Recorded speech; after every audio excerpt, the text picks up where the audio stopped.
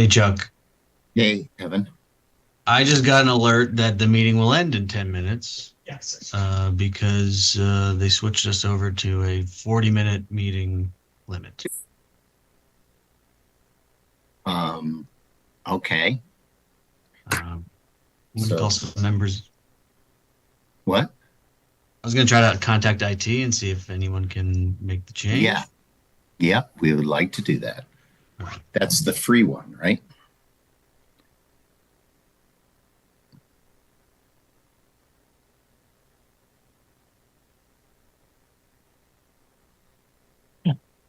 That's crazy. It's crazy. We have a new IT director. I don't know whether he is just reassessing everything and doesn't really understand how we're all doing business, but I don't know. So apparently that was the, That was the notice that yeah. I mean, And what if we can't change it? What do? We just log off and log on again? I Start think another we'd meeting? have to, start another meeting. Do it in half-hour increments, 40-minute increments, whatever the limit is. Yeah, I don't want to postpone things. I want to get things done. Absolutely. I mean,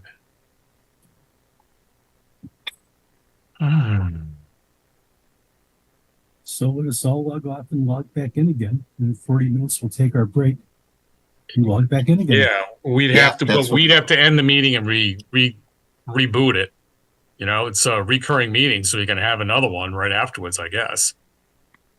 Another Zoom meeting would be the same P and Z meeting. You just have to have announce it.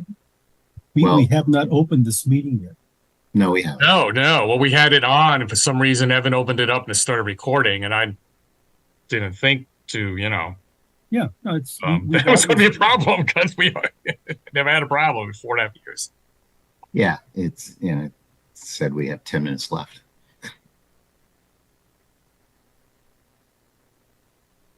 Who's here, by the way?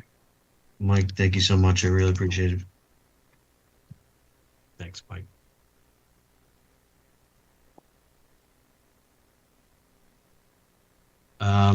I'm going to try to contact another member of IT. I think Joe Chadwick had floated the idea that we could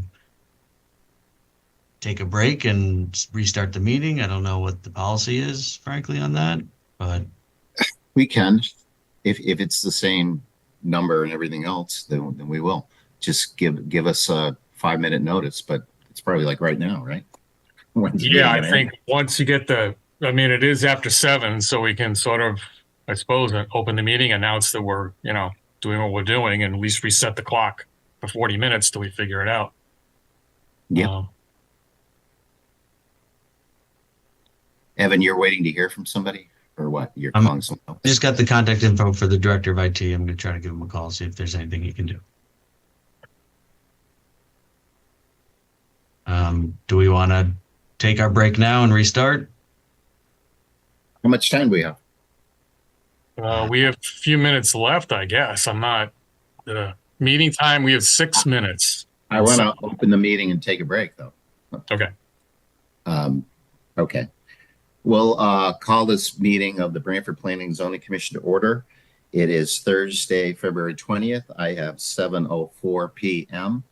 We'll introduce members of the commission and staff. It appears that we may have to take a short recess and reconvene because our Zoom meetings apparently are limited to 40 minutes. We have 5 minutes and 41 seconds left, it looks like. So with that, what we'll do is we'll introduce members of the commission and staff, make a few announcements, and then take a recess and come back on. So let's see who's here for the commission. Joe Chadwick. Joe, are you here? Joe Chadwick is present. Thank you, Joe. Fred Russo, Commission Member Fred Russo, are you here? Fred, you're here, but you're muted.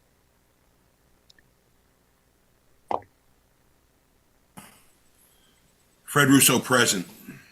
Joe Vayuso. Joe, are you here? Joe Vayuso here.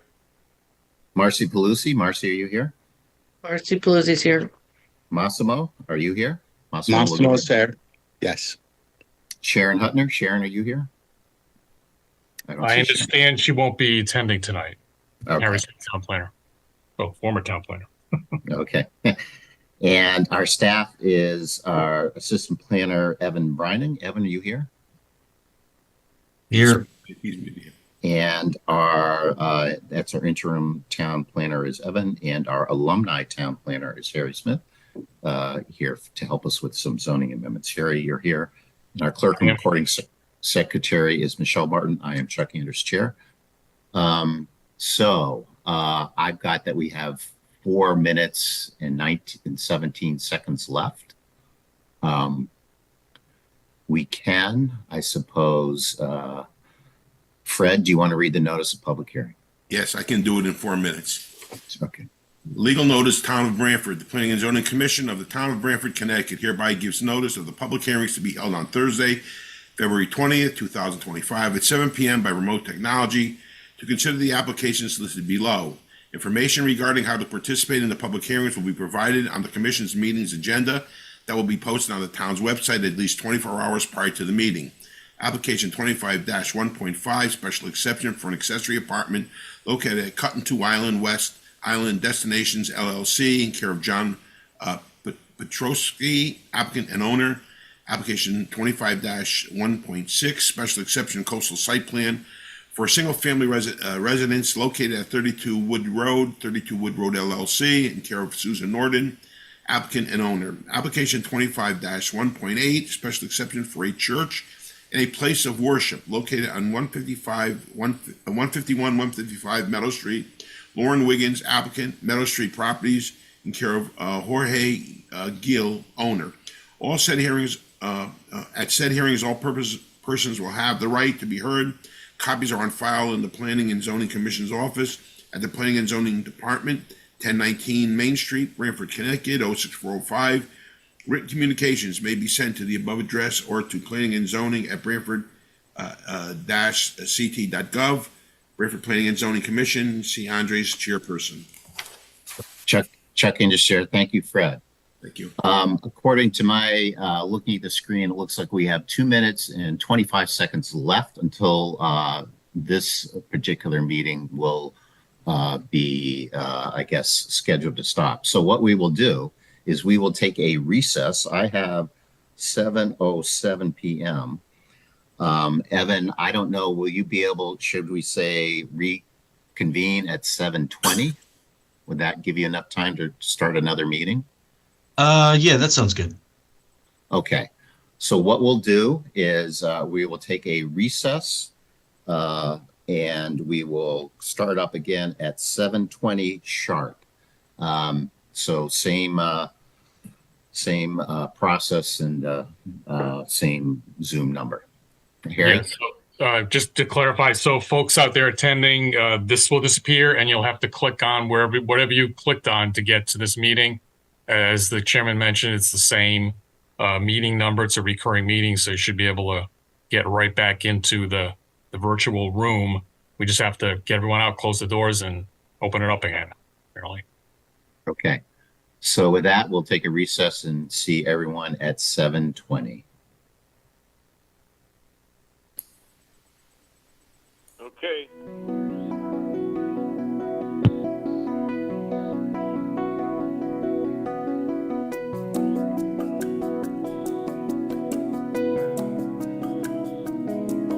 Record.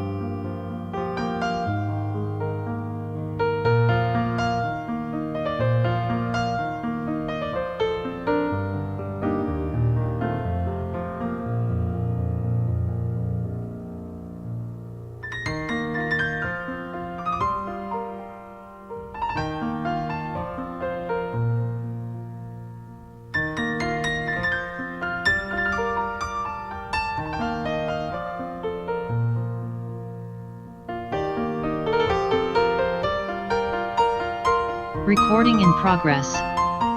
No 40 minutes, no clock. Recording.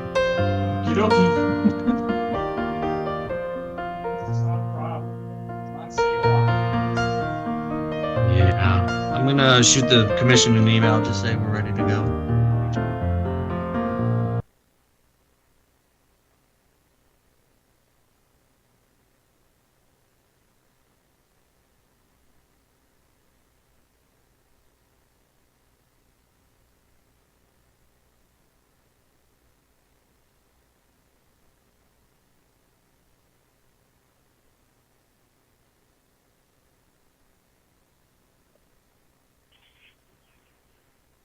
Evan? Hey Joe, welcome back. Okay, let's give it another try. That's right.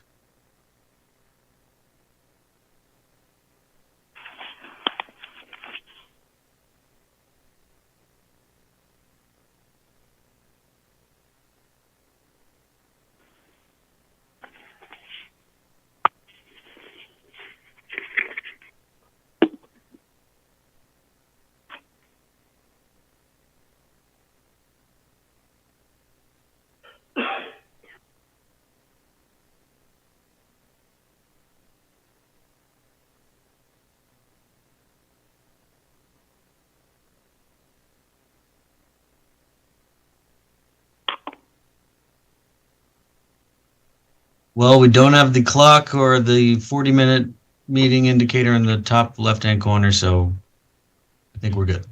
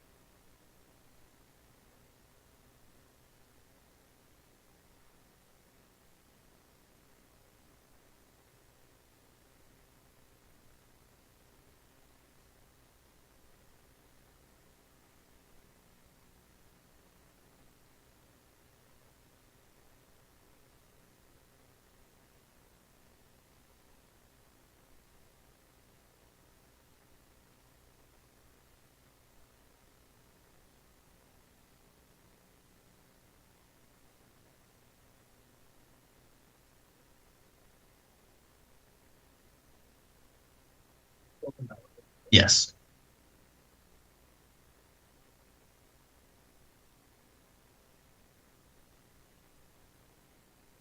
How we doing, Evan? Other than computer issues, good. So we still got issues. I think we're good now. We reestablished the account, so we should have an unlimited time frame for the meeting. Did IT do something or did it just work this time? When they reactivated Harry's account, it put him back to the basic package, and so they upgraded him to the business account. Okay, so you were able to reach some IT people. Good. Yes. And credit to Joe Chadwick for noticing this before the meeting. Thanks, Joe. Joe reads.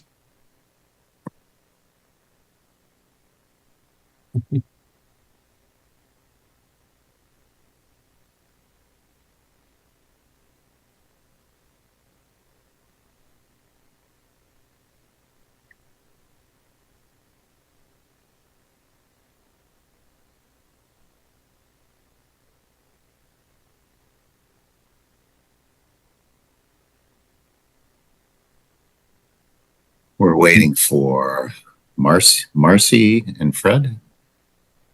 Yes.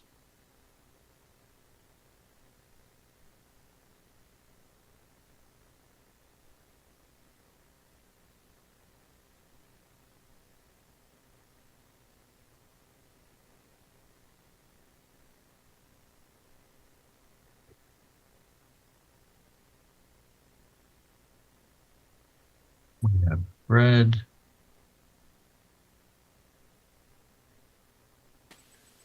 Just Marcy.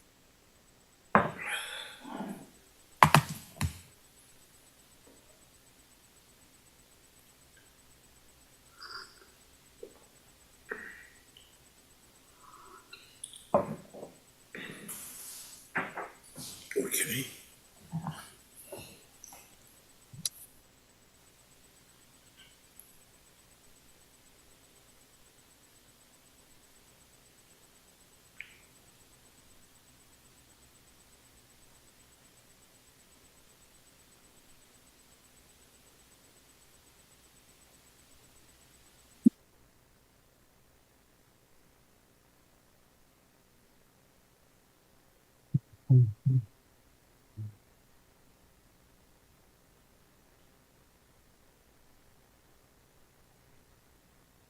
So, Marcy, are you here?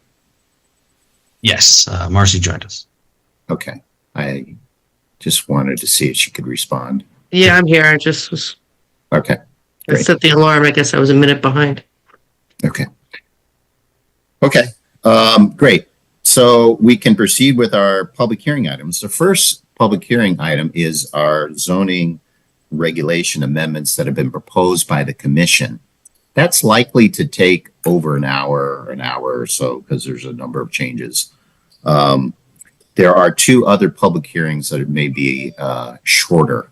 What do people think about that we take the other public hearings first and then go to the amendments to allow the others to perhaps not have to wait around? Fred Russell in favor. Thanks, Fred. Yep. How about you, Sylvan? Joe, that's good. Fred, that's good. Joe Chadwick, that Joe Chadwick's good with that. okay? And Marcy, is that okay? Yep, that's fine. Okay, Massimo? Yep, okay. Okay, then, so then we'll defer, for item number one, the public hearing zoning amendments, we'll defer that one until after the other public hearings. So let's go to item number two, which is Vincent Federico, applicant, Nancy Tomasini, owner, 15 Etzel Road. This is a special exception and coastal site plan for grading within 100 feet of a coastal resource. Is the applicant ready to proceed with that? Good evening, Mr. Chairman, members of the commission. Jim Preddy, Criscolo Engineering, 420 East Main Street in Branford. Let's see, I'll go to the, see the map? Yes. This is the property at 15 Etzel Road. As you can see, you guys had approved, a couple of years ago, it approved the coastal site plan for this new house. And we also did one for this house. They're both being built at the same time.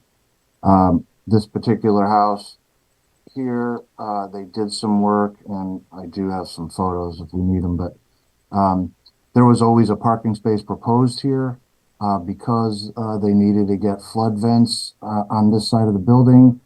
And they have the electric meters here. They tiered this so that this parking area was a little flatter to get the flood vent where they needed to get it. And then this platform of the electric meters is up at flood elevation +1 because the flood zone is very close by here. And then there's some, there's another tiers up. The ground always stepped up here, so they tiered it, and then it steps back down around the other side. So that wasn't part of the original plan. We did get a variance to allow the retaining walls where they are. The plan was referred to DEEP, which said that they don't consider it a flood and erosion control structure. But because of the 6.8 grading within 100 feet of wetland or critical coastal resource, we had to also come before you folks. Again, it's already here, stabilized. They're actually waiting for their CO. The whole site's pretty much done at this point. Chuck Candace, Chair. Thank you, Mr. Preddy. Evan, do you want to review the staff report? Sure. Mr. Purdy said, this was before you guys in 2023 for a special exception in coastal site plan. Some changes to the grades and construction of the retaining wall as a part of the changes to the approved plan. They meet the bulk requirements of the R3 zoning district. They satisfy the off-street parking requirements. The applicant did not provide an erosion sediment control plan. However, the activity proposed as part of these site plan changes is already complete. There's no stockpile on the plan, but again, this activity has already been complete. The retaining wall section, section 613C, requires a setback from the property line equal to the height of the wall. They received variances from the Zoning Board of Appeals on January 21st, 2025 to allow the wall to remain where it's located.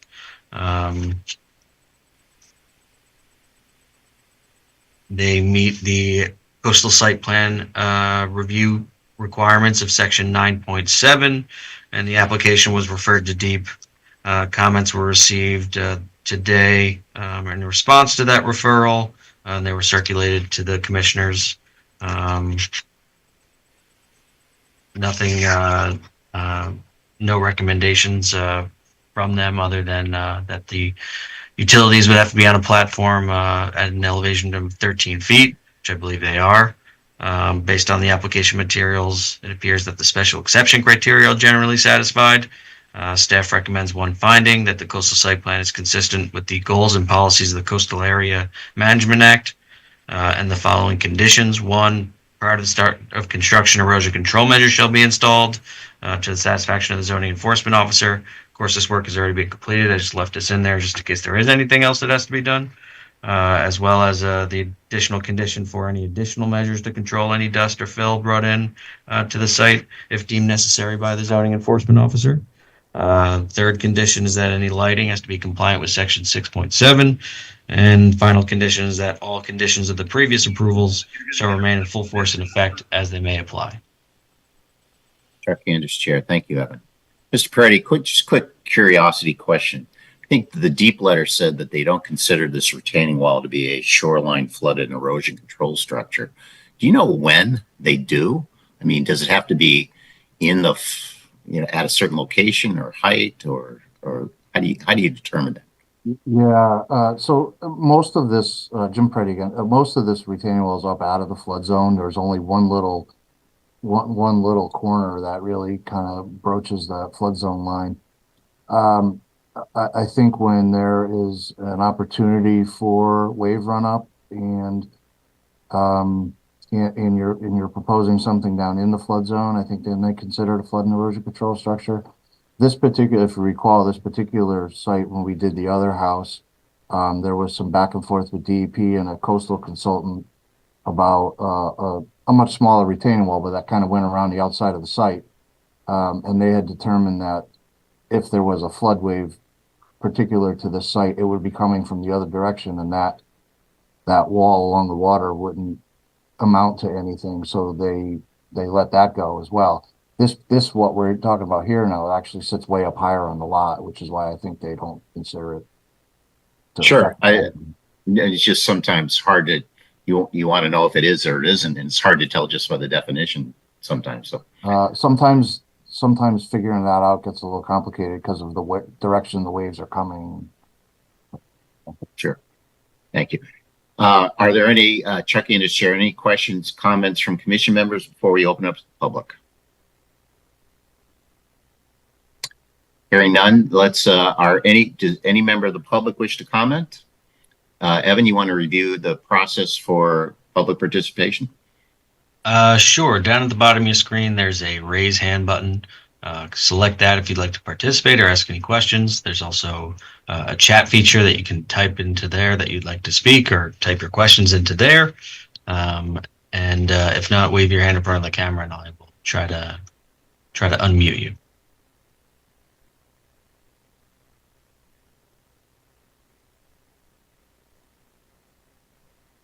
I don't see anybody. Don't see anyone. Okay. Okay, then we can close the public portion of the of this public hearing. Mr. Preddy, any additional comments? Nope, I think it's pretty straightforward. Any further comments from commission members or staff?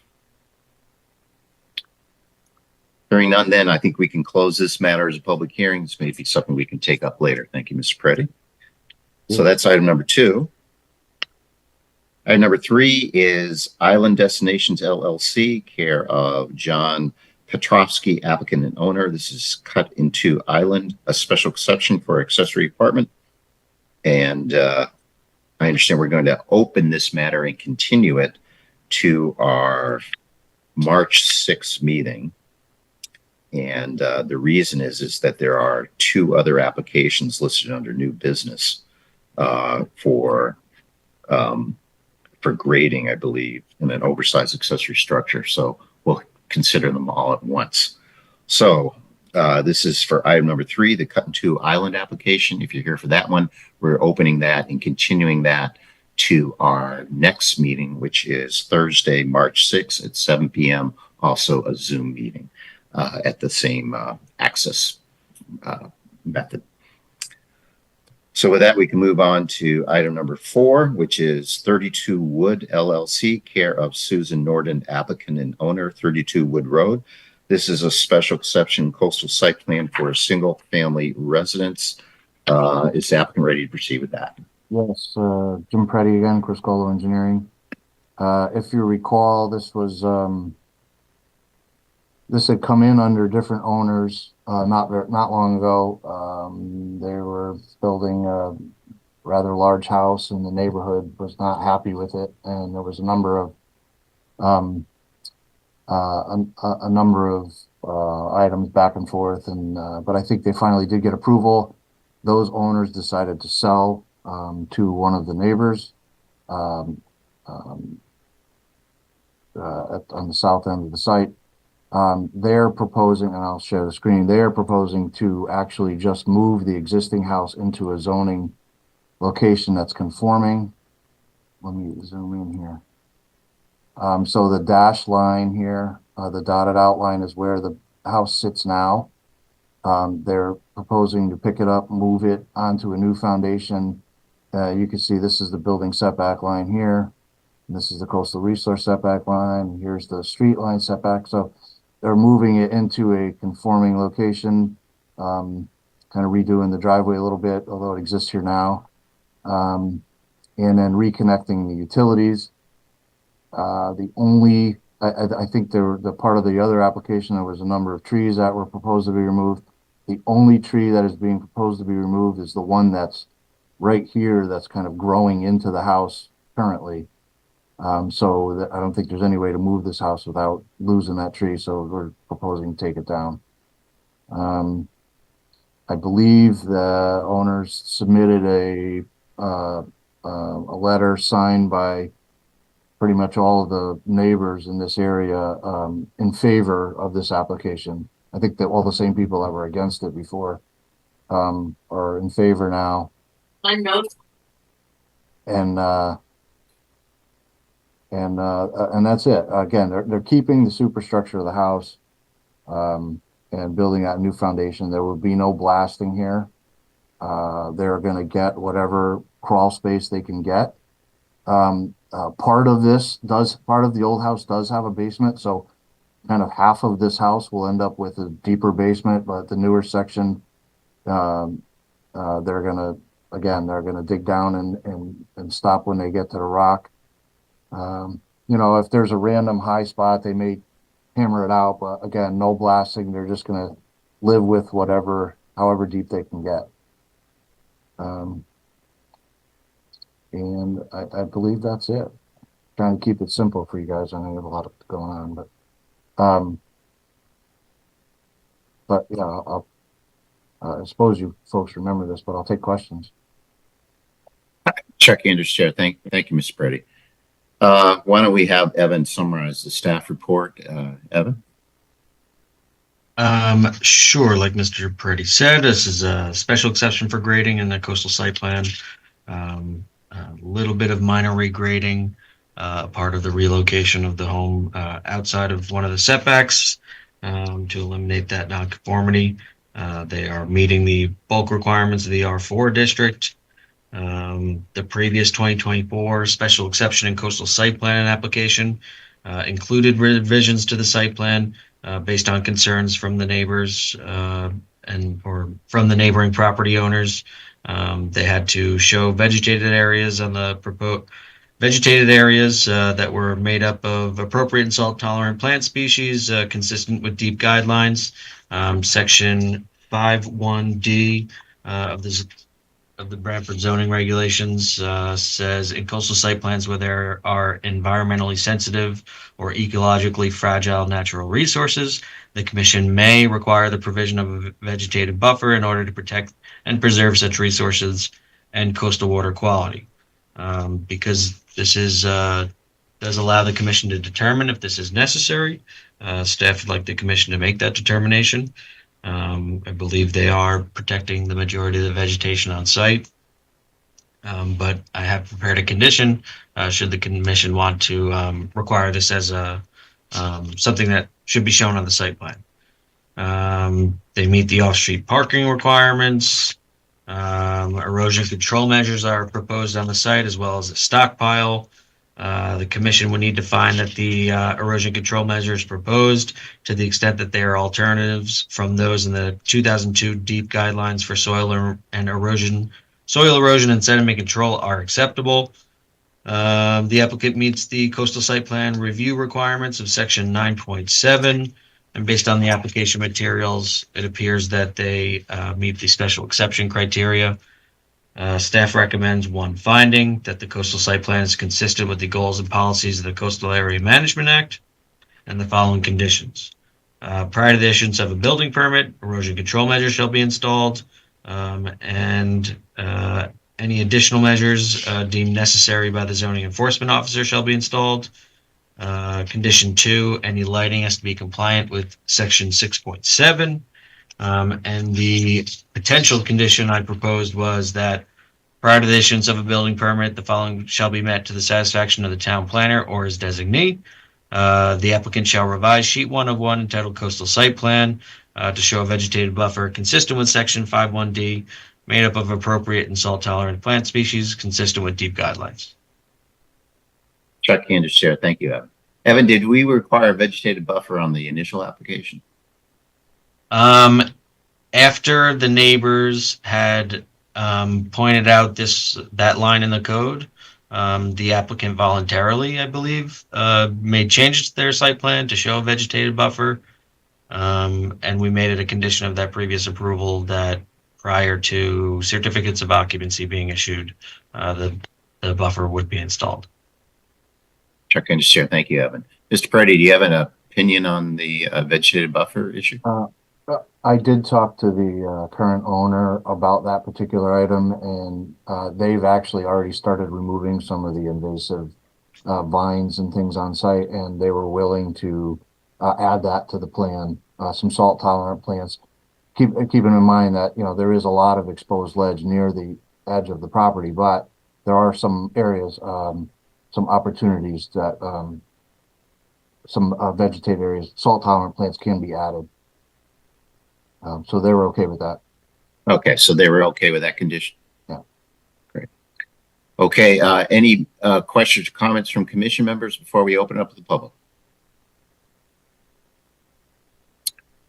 Hearing none, then does any member of the public wish to comment? Evan, just remind us again. Sure. Down at the bottom of your screen, you can select the raise hand button or type into the chat that you'd like to participate or ask any questions.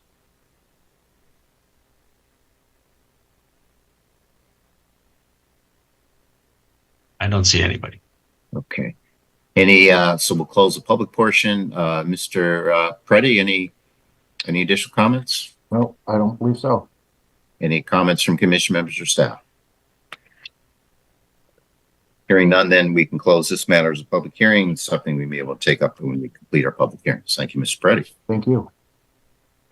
With that, then we'll turn to item number 1, which are our Planning and Zoning Commission proposed regulation amendments. And with that, we're going to ask our alumni town planner, Harry Smith, to run with that, give the introduction and the explanation of the proposed amendments. Good evening, everyone. Thanks for having me back. This was last discussed by the commission on May 2024. You may recall that was the second discussion, actually. There's a prior discussion back December 23 when we went over an issues list of all the possible amendments that seemed like it, with limited amount of staff availability, could be crafted into changes to the regulations. Since the May meeting, I have worked on some changes to the draft that was discussed then. And I did it intermittently in October and November. You may recall that at the opening of the public hearing on January 16th, I believe, I noted that there were a couple of things that did not make it into the draft when I got into reviewing the minutes in detail in some of my notes, and wanted to go back and make sure I had gotten everything. So I went back and reviewed the entire video of the discussion back in May of 2024. So that's something I've done since the meeting in January. Also for that meeting, I don't know if you have in front of you, I do have up on, in the screen, I can show you when I share my screen, the 3 documents that were sent to the commission.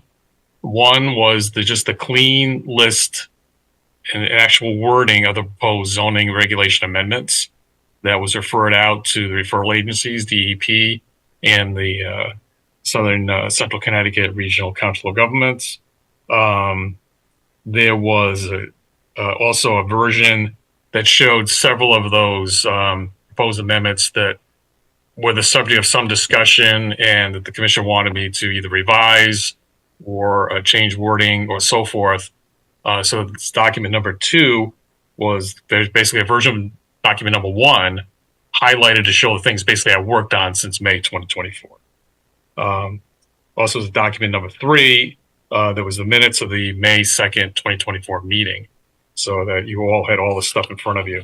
And again, I've got this all up here for reference purposes when we get further on.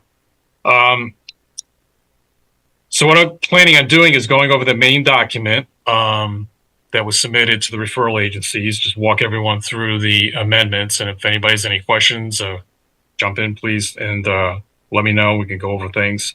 I also want to review a letter we received, a comment letter from DEP in response to our referral to them that the commission should have received in their packet for the February 6th meeting that we had to do in person. And then I'm going to review the few proposed changes that I did not pick up initially and some typographic errors we've noted since then. So that's the plan. So I'll get going here and share my screen. Unless there are any comments right off the gate here. No? Okay. Oh. All right.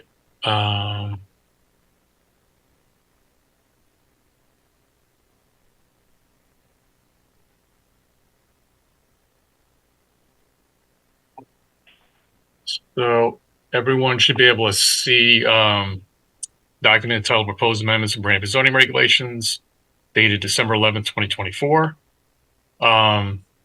Again, as noted here in the parentheses, this is it shows as highlighted text changes from the draft that we prepared for the May 2nd meeting. So I'll just whiz through here.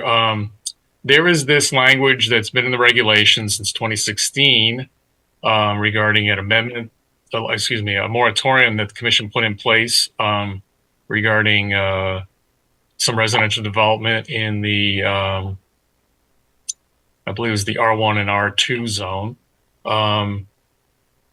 which is no longer in effect. So the discussion back last couple of meetings was to just take that out of the regs. It's just redundant text.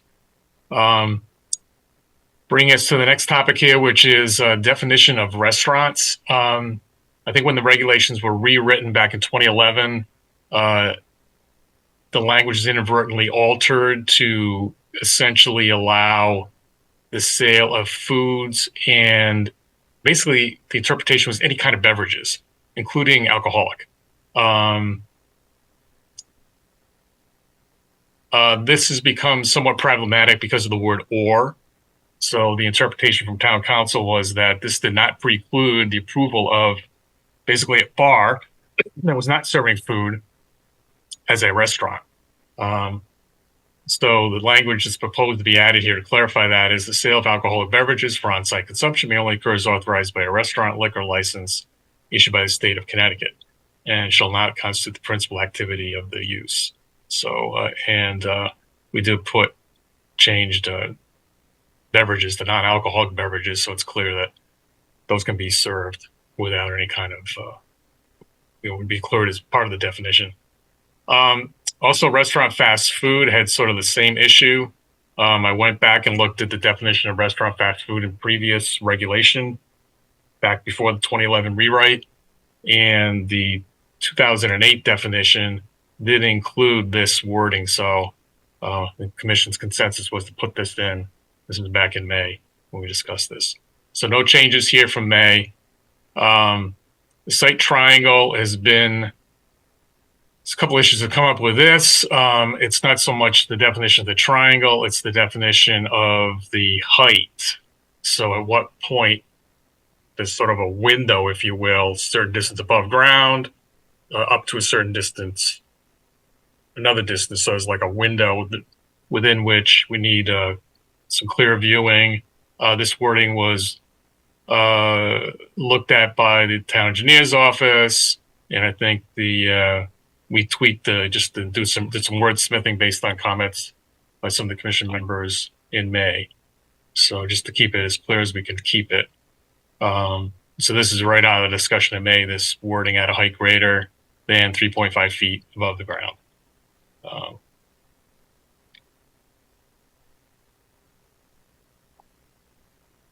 Stein, the discussion here was to try and there's another part of this further down, that signs include window signs. They're already actually defined in the definition section of the regulations. And the proposal further on down is to continue to allow them without a permit, but to preclude window signs constituting prohibited signs that are not allowed in the regulations for on walls and on or anywhere else. This definition was, there was some discussion apparently in 2011 about through lots, and there was apparently going to be some wording in here to refer to a definition or have a definition. The definition was pulled out, but this cross-reference was not. So this just cleans it up. The commission still has the ability to go back and decide how it wants to define through lots. I mean, I think it's pretty clear. There's standard references you guys can use that we've done in other circumstances. So that was discussed in May as well, that we need to pull that out. This is just as was proposed and agreed to in May, just to clarify that the, I can't believe this is a special exception listing of uses here. So it's the list of the special exception uses. Right now it just says, I believe accessory structures over 750 feet. So this just clarifies what just says sheds, decks, garages over 750 square feet. But the terminology related is accessory structures, including more than just sheds, decks, and garages. And it's not just over 750 square feet, it's also over 15 feet high.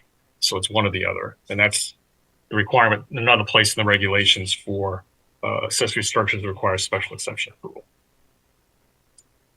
The next one here, there was some discussion about where this should be. So I believe the consensus of the commission was to not just throw this in here, that to put this in a separate item. So that was done. Again, determined to be through lots, but we didn't have a definition anyway. So At some point in the future, you can put one in if you feel the need, but I think the standard references sort of clarify what it is. And this was an issue that required a variance. There was no ability on this particular property to put an accessory structure. They were precluded from doing it in the front between the facade of the principal structure and the street. So therefore, we have two sides of the building fronting the two streets because it's a through lot. Can't have the accessory structure there. You can only have it in the side yards. But the side yards in this particular case were not big enough for the accessory structure. The setbacks precluded anything. So the property owner went and got a variance so they could put the accessory building in one of the front yards, if you will. And that's what this change would allow anyone to do without having to go get a variance. You could pick one or the other. Again, this was talked about in May, but the comment was put it in a separate section. And there's another change here that I missed to sheds that we talked about, utility structures, and I'll get back to that when I go to the list of things that did not make it in here. The home occupation just is a cross-reference to the definition, which contains some limits on what a home-based business can be. So that's not totally wide open, just to make sure anyone applying for it knows they cross-reference back and take a look and see what they could do, what they can't do. Again, no changes to the requirements there, just a cross-reference.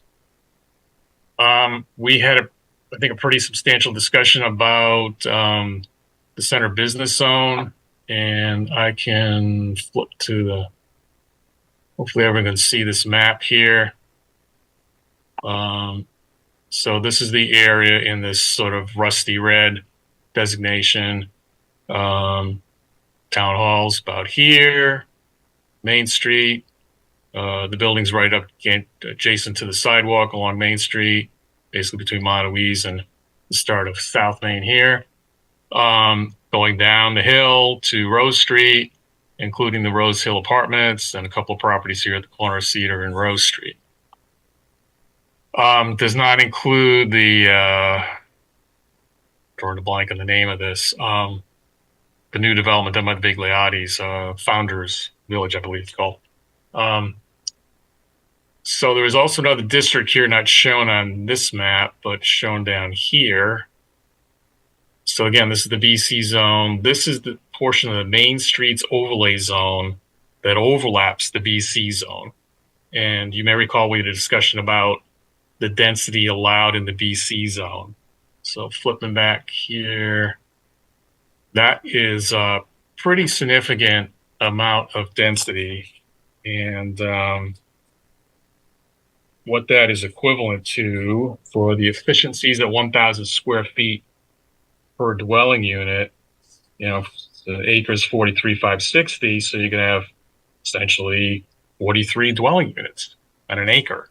And a lot of these properties are probably developed with, I don't know, I mean, it's the kind of development that's in the R1 and R2 zones, which is, basically one dwelling unit per 6,000 square feet.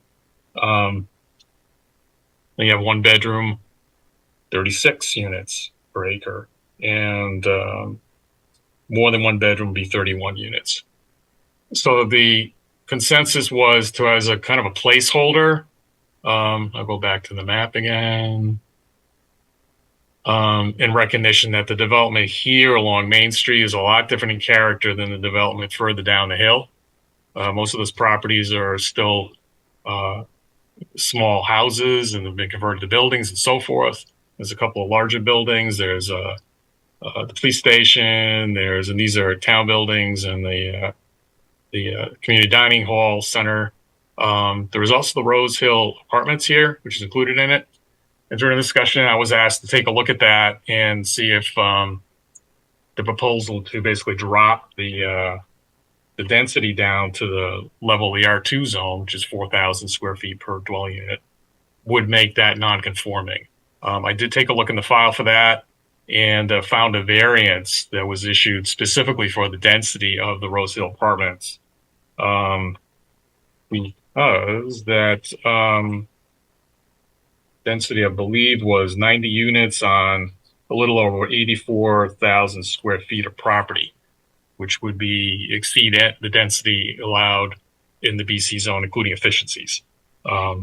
So they did a variance. So if the commission made this change, that would not make the Roseville apartments non-conforming. And there's another section here. Just might as well go right to it. On the next page, we talked about how to treat the portions of the center business zone along Main Street, which have some apartments in upper stories that are much higher density than 4,000 square feet per dwelling unit.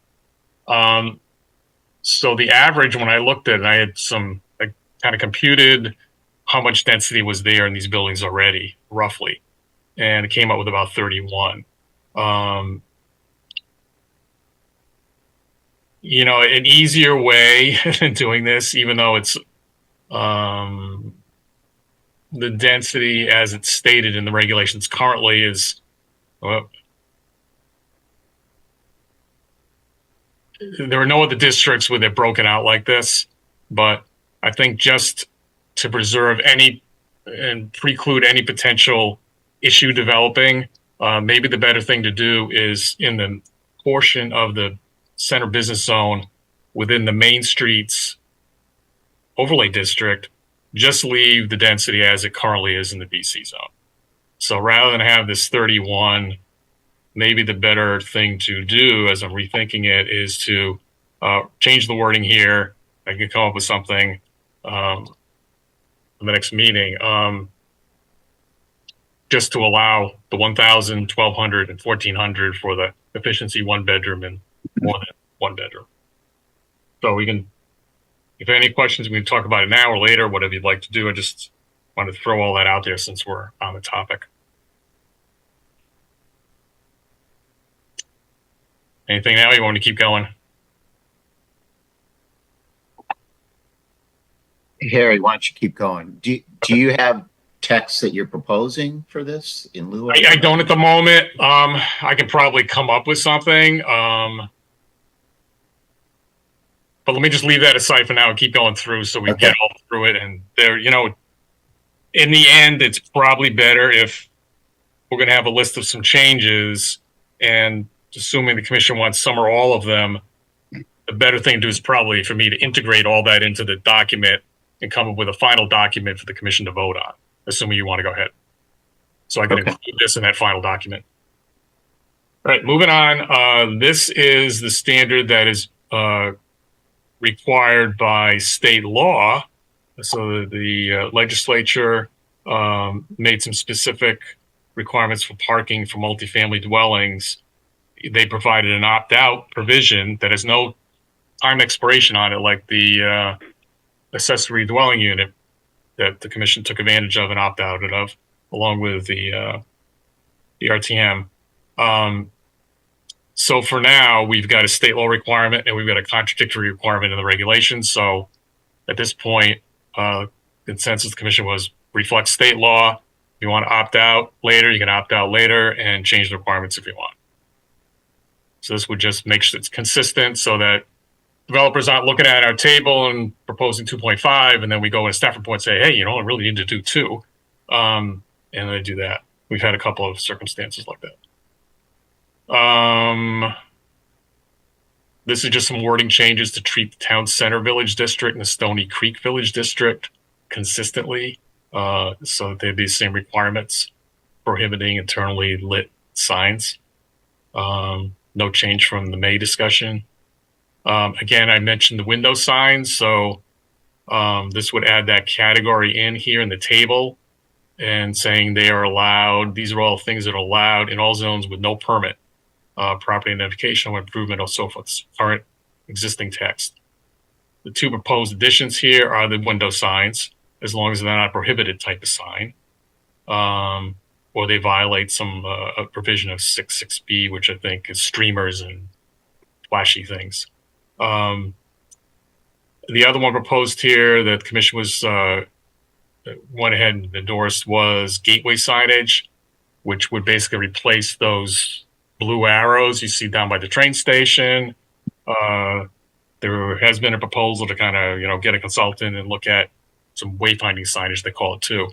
And hopefully they'll move ahead at some point, but at least this would allow the replacement of those with some kind of more organized signage without any permit required.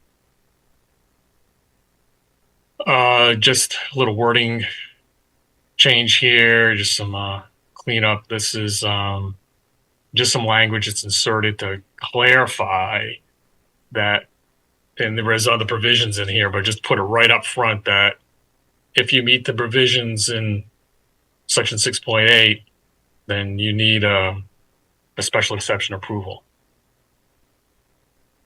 Compliance with all the requirements of the section. This seemed to be a typo in the 2011 amendments. So these are exclusions. So in the exclusion basis, you certainly don't want to allow the movement of more than 100 cubic yards as an exclusion. You want to control that. But the movement of less than 100 cubic yards, I think the intent was to exclude that from the requirements of 6.8.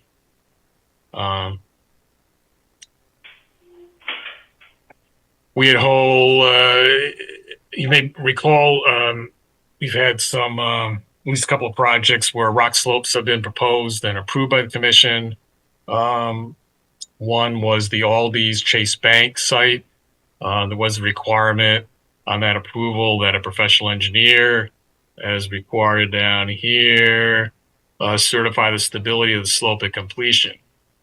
We've never gotten that certification. So there's one, these buildings still has a temporary CO. Part of that problem was I don't think sufficient information was submitted in advance. So nobody really knew the nature of the slope. It seems that not, as a sort of not a licensed professional engineer, but it looks like it's more sedimentary rock in nature that's really not stable. There is a catchment zone at the bottom. They're not very high walls, but we had a discussion about whether to take this out. I think the consensus of the commission was to keep the possibility of allowing rock slopes in, but to require some additional information up front, which is enshrined. This language would do that, which require a specialist in geotechnical engineering, to review evidence provided. So make sure that the sufficient information has been provided. The material exposed is solid rock, so it can be certified in the end. There's another change down here that, again, there's no highlighting, so there's no change from the text that was reviewed back in May. This would provide for rock slopes and retaining walls basically be treated the same. Right now, retaining walls cannot be any higher than 8 feet. You can terrace them, but you have to have a 4-foot wide terrace between the two sections of retaining walls. This would limit the enormous rock slopes that we've seen in a couple other places. Excuse me, I have a question. Yeah. Sure. When you talk about retaining walls, you don't indicate whether the retaining walls have footings and where the start of the height of the wall is calculated from. I'll address that later on, but yeah, that's an issue, and I've proposed some wording to address that. Okay. Yeah, I'll get to that. No. The next section on drainage and stormwater control, most of this wording is things that the commission has put as conditions on approvals per the recommendation of the town engineer. So rather than have to put a condition every time on the approval to address these issues, proposal is to put the wording right in the regulations. There is some changes I did not catch here that are on another document respect to talking about plantings in drainage basins, retention basins, as well as to make sure that we're not talking about all projects everywhere. We're only talking about projects that meet the threshold in section 6.9. So I'll explain that when I get to this other document with the things that did not make it in this document. But I just wanted to point that out that, I did not ultimately forget them. So all this language was, recommended by the town engineer and accepted by the commission essentially in May. Other issues arisen since the 10-foot requirement for a paved apron back from the edge of pavement of street has been put in place. The town engineering office has dropped their requirement down to 2 feet, and they issue driveway permits. So to make the two requirements conform and not get people caught in the middle of calling the engineering department and saying, oh, I only need to do 2 feet, coming back and come to us and we say, hey, you need to do 10 feet. Proposal is drop it down and make the two requirements consistent. And add in here, just for future reference, if the engineering department decides to change that, this would piggyback on that change.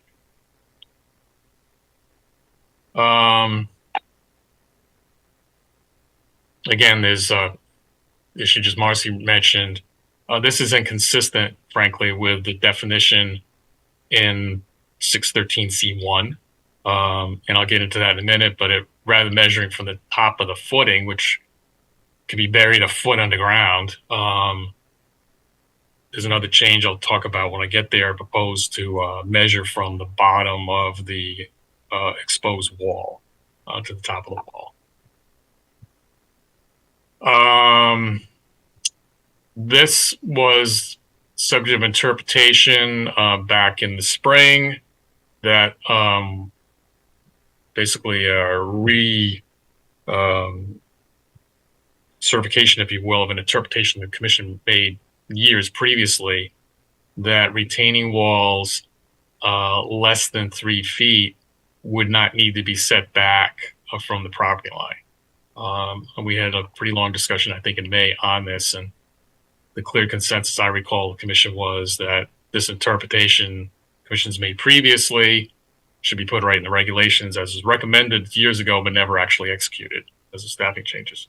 Harry, I really don't remember that as being a consensus because I went back and listened to it pretty clearly. And I think we almost did a roll call vote, but we can talk about it again. I'm happy to do that. Well, so. I only mention it because in certain zones you've got buildings that are closer, and I think a better way to express that is that the height of the wall should be the same distance off the property line.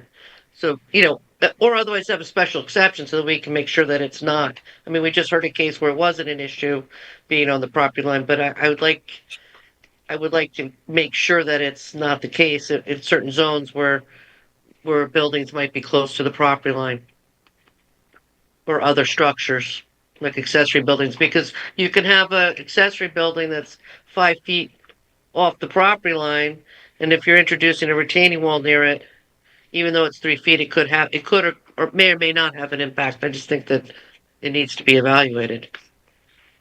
Yeah, we could talk about that. I don't know if you want to do that now, but I know, I will. I mean, I did carefully look at the recording of the May meeting, and the commission is certainly open to changing its mind, and we can go over this. But I'll have to dig a document out, so maybe it's better to defer it to the end of the discussion if you want.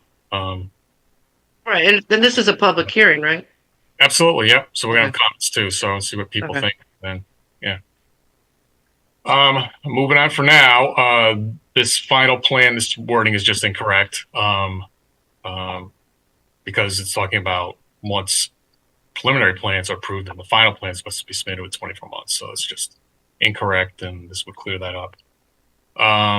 This has to do with the interpretation the commission made about how to measure queuing spaces lanes with respect to the McDonald's application of West Main Street.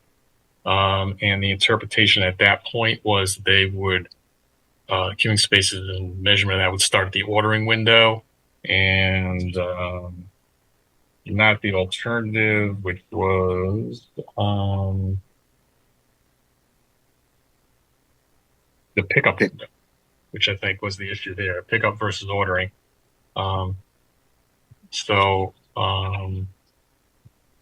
This is slightly revised from the discussion in May. I think in May, we just put the issue out there. Is this what the commission wants to do, enshrine their interpretation? And the consensus I recall was they did. So that you did want to do that. Any questions? No? Okay. Moving on, there are several sections in 8.1 regarding nonconformities that were put in place before state law changes went into effect, I think a few years ago now, that, after reviewing the town council, of course, state law supersedes local regulation, but to clean that up and make sure the inconsistencies don't have to be, that there's no question about it. These sections that really are not in alignment with state statute proposed to be removed here. And basically what I understand the statute, and anyone wants to jump in, feel free, at the moment allows the property owner, if they had a non-conforming building and they took it down and they can state clearly prove it was their intent to resume that building, they can reconstruct it even if it was totally demolished. And a lot of this language has to do with once you've changed it, you can't resume it, or it's destroyed by fire, and then there's more than 75%, blah, blah, blah, blah. None of these things can be put in regulations, is my understanding anymore. They can't be followed. Moving down here to some of the wording here, this is just an error. It should be town, not city planner, and added a reference into the Stony Creek Architecture Review Board and the Stony Creek Village District, which was not done when this regulations put in. So just clarify that applies for both. So I would just treat them both, or my successor would treat them both the same, both districts, in terms of making minor changes. This section has all been superseded by yet another change in state law to refer to location approvals, which is really something that the commission's been sort of tasked with, that is totally apart from the rest of the statutory set up with respect to zoning. Has to do with motor vehicle law, in my understanding. And the commission's been taken out of it, CBA's been taken out of it, was going back and forth for years, and now it's responsibility of the zoning enforcement officer. So proposal here is just take all this out. There's no hearing, there's no anything, my understanding, there's nothing specifically the CEO needs to look at. She can just look at the location approval request from the state puts out and sign it, as long as the use is allowed in the zone. There are several, this section on procedure requirements, there are several references to the commission, and it should really be to both the commission and the ZBA with respect to who gets the applications, planning and zoning department, date of receipt, when basically the process of accepting and reviewing applications, which is basically the same in terms of the time frame and so forth. So this reinforces all the requirements the ZBA has for how they review applications in their application package as well. This section 914E and consultations, proposing taking all that out. We talked about this in May. This wording is something I worked on with the town council a couple of years ago, and this mirrors exactly the final comments I got back from town council. Were attached to an email. So it basically provides for the commission, and this was another statutory change that allowed the commission to put this requirement in its zoning regulations clearly. So rather than just do a peer review for a traffic study, you could also do a peer review when the commission finds particular technical aspects of an application require the review by one of these professionals, and you can charge reasonable fees for that. You need to make findings that the proposal is of such a technical nature as to require expertise not available from staff. So you can't simply say staff is overloaded, we'll go hire another planner or somebody to review the application. It has to be something technically staff here, the engineering department staff, for example, geotechnical engineering. We had the Wold Lane subdivision, you may recall, we had to through another special fund, because it was a contaminated site, paid for a licensed environmental professional to review the groundwater contamination and whether basements could be put proximate to that. So this would allow, that fund wasn't in place, this would allow the commission to go ahead and charge the applicant for hiring a geotechnical specialist to review that information. I talked about this in May pretty extensively. The rest of this is pretty much some cleanup here. The ZBA inserting here again through 914, all the rest of the requirements. This one, I looked at the statute, and we can do this from 7 days of the date of receipt, which is the day the commission has the application on their docket. Basically, it's I think it's 35 days after the date it comes in the office or the date of the next regularly scheduled commission meeting.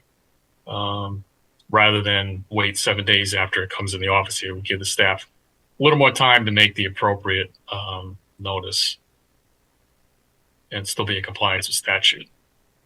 Again, adding the ZBA here, notification of water companies.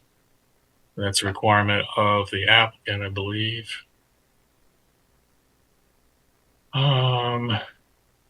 This is notification of DEP. Again, this language is so old, it did not have the second E. It used to be Department of Environmental Protection. Now it's Energy and Environmental Protection. Again, just specifying that section of the statute. We did get a comment back from DEP itself saying there is another section, 22A-104, that they would recommend be added here. So we could do that. Again, adding language ZBA is in addition to commission. We talked about changing some of the bonding requirements here to do a couple things. One is to allow staff, rather than having to have the commission establish and release bonds less than $5,000 in value. And I'm going to propose a little tweaky change to this I'll go over in a couple minutes. I'll just leave that alone right now.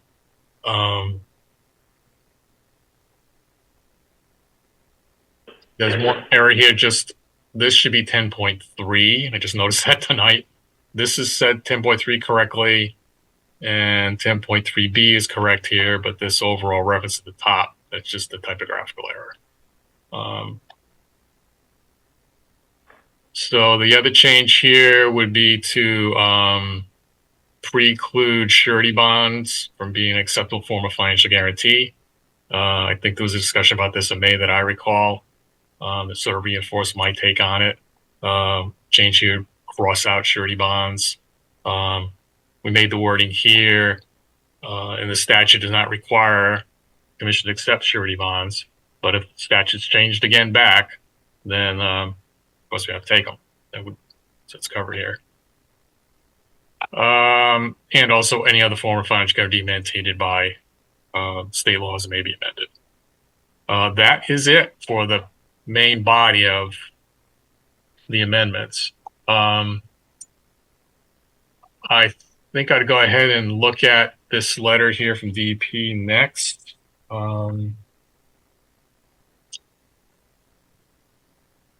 Which took exception to the change.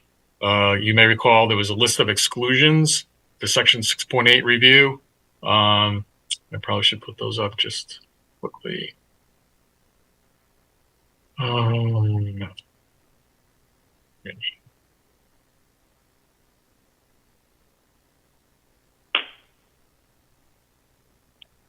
So here are the exclusions.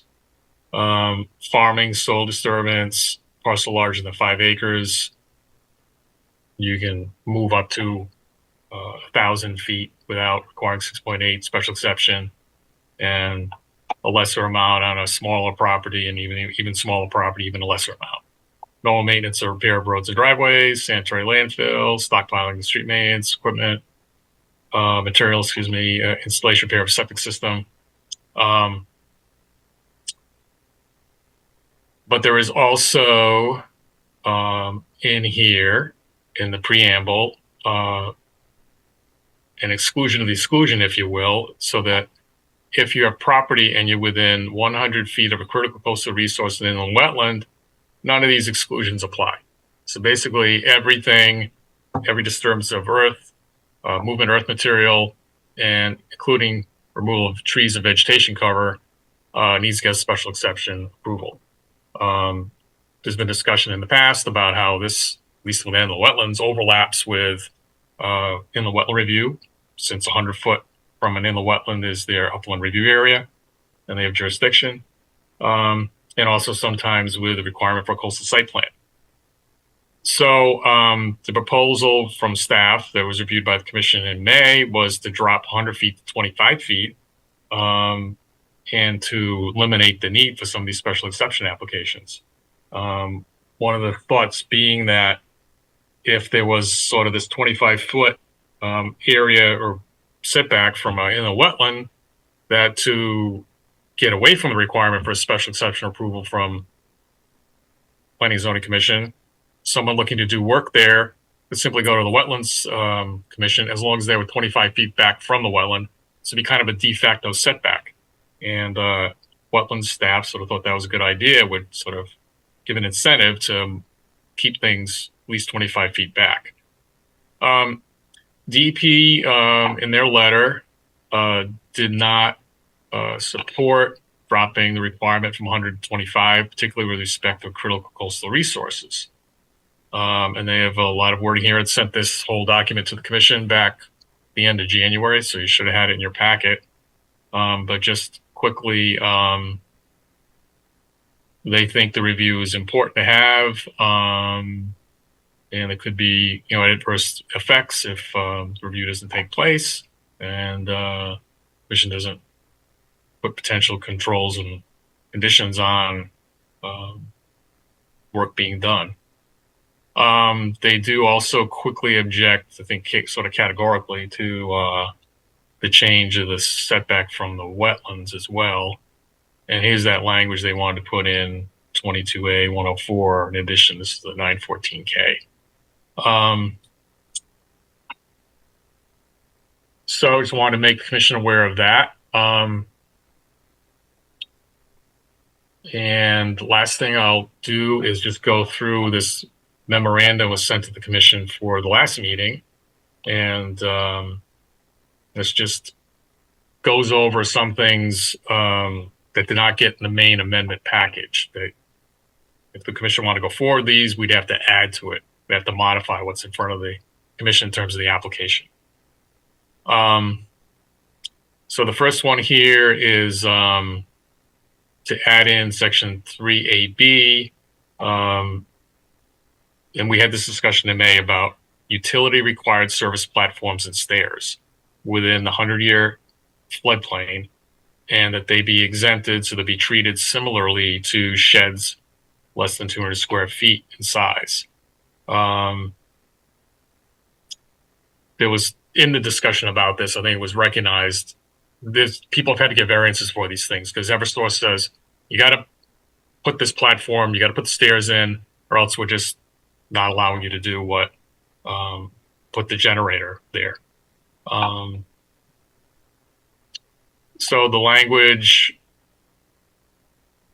rather than have this exemption for sheds of 200 square feet or smaller, staff is proposing this language. Commission to consider all accessory structures must meet blah blah blah blah side and rear setbacks of the zone, except for the following: sheds 200 square feet or smaller, or utility required service platforms, including stairs, required to access these structures. Utility required service platforms within the 100-year floodplain, period. So if you're out of the 100-year floodplain, this doesn't apply. So as far as we could see, that follows a discussion in May, pretty much, and talk about that in a bit. The second one, this is a requirement in 9.8 for special exception approvals. Currently, a copy of the site plan needs to be signed by the chairman and filed in the office of the town clerk. they don't have a lot of room downstairs for anything, particularly full-size plans.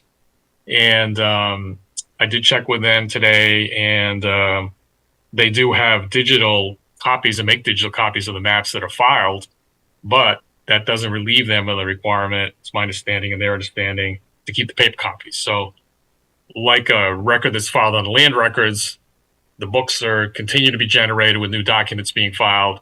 The same thing with the plans that are filed. They have to be retained as paper or Mylar copies.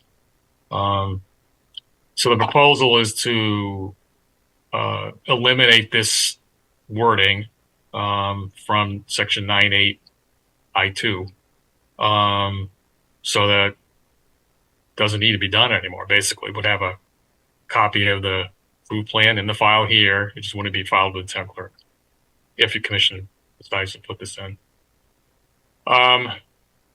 These were things I added to this memo, if you will, after the first time we sent it to you in the end of January. So these are a couple of additional changes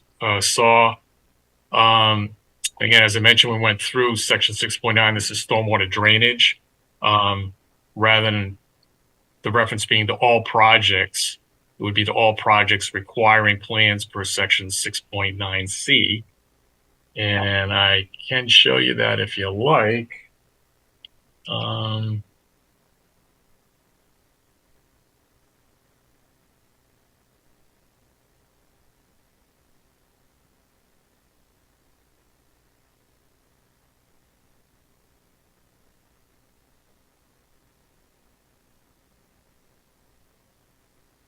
Getting close.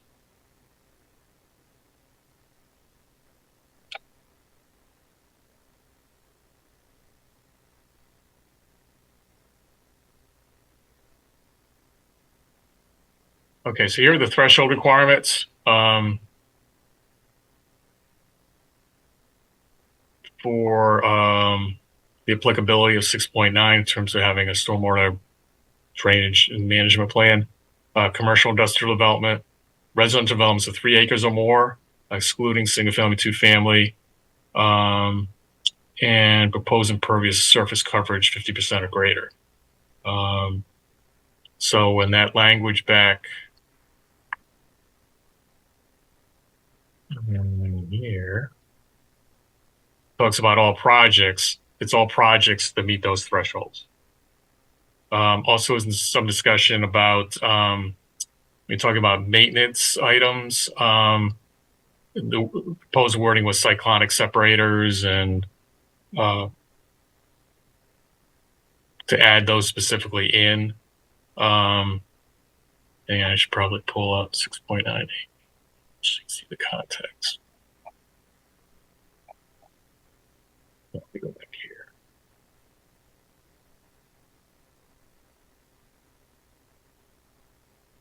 They've already got some recommended changes. So, go back here. So 6.9H1. And there's 6.9H1.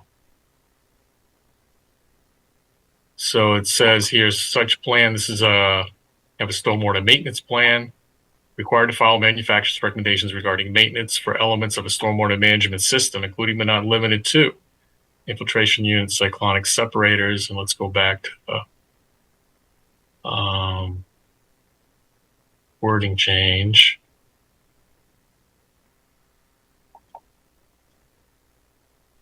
So the wording here, instead of being just cyclonic separators, would be cyclonic separators and or plantings in stormwater retention basins proposed for the purposes of water quality treatment. So that would add plantings in, and that was, I think, the discussion back in May that should be something added into the required maintenance plan. Does that make sense? Sorry about it's one reason I want to put all these together once the commission decides whether to do them or not. So it's encouraging plantings in those basins is what you're saying.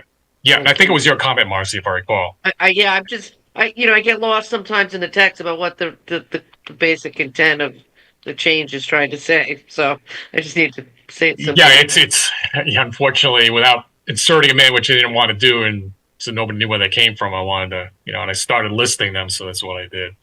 And then 613C2, this is the other topic was mentioned about how to measure retaining wall height.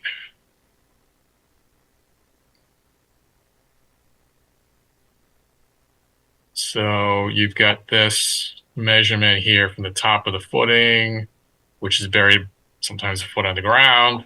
So with this potential change here would change that top of footing to the finished grade at the bottom of the wall. And in the regulations, I'll just read this out right one section above that. Actually, we'll go look at it. So just about there.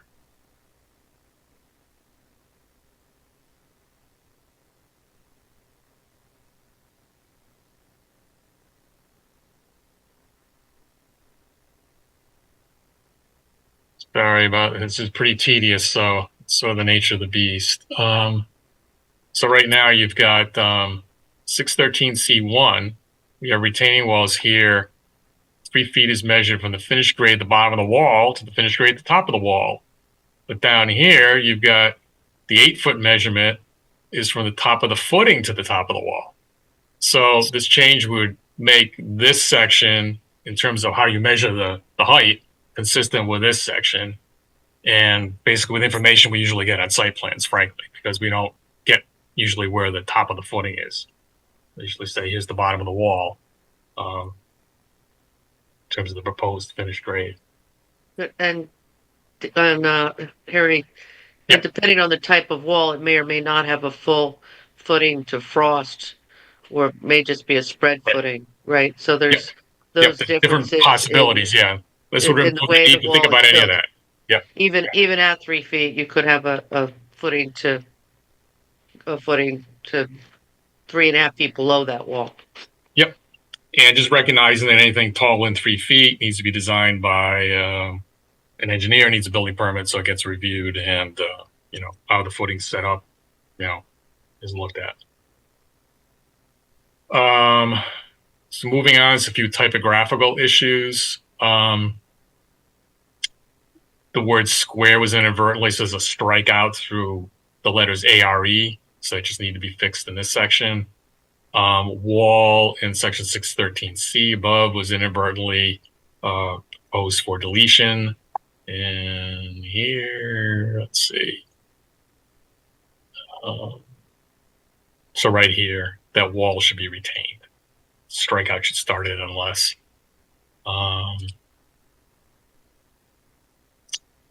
Back in section 911, this was the section on nonconformities, I believe. I did not add the word reserved, so that would screw up all the numbering of the sections. So this should be added just to retain the numbering. And you may recall when we talked about the bonding, we said less than 5,000, and it was pointed out to me that you're probably going to get a lot of bonds for $4,999, and the better approach would probably be, say, equal to or $5,000, just to allow sort of more rough estimates than to the dollar to be submitted.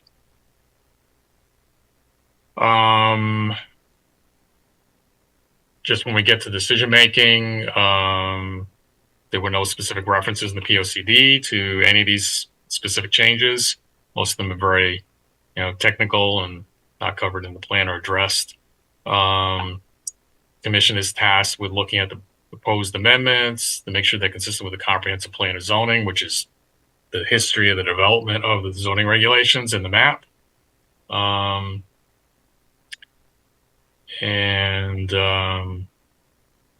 other item brought up in May was that I should relook at the Connecticut guidelines of soil erosion sedimentation control, because they've been updated since 2002. So one more change here would be to update that reference to the 2024 version of this document. So unlike normal applications, the commission has essentially unlimited time to consider this. So Um, and you're acting in your legislative capacity, like Congress, as opposed to looking at it like a development review application.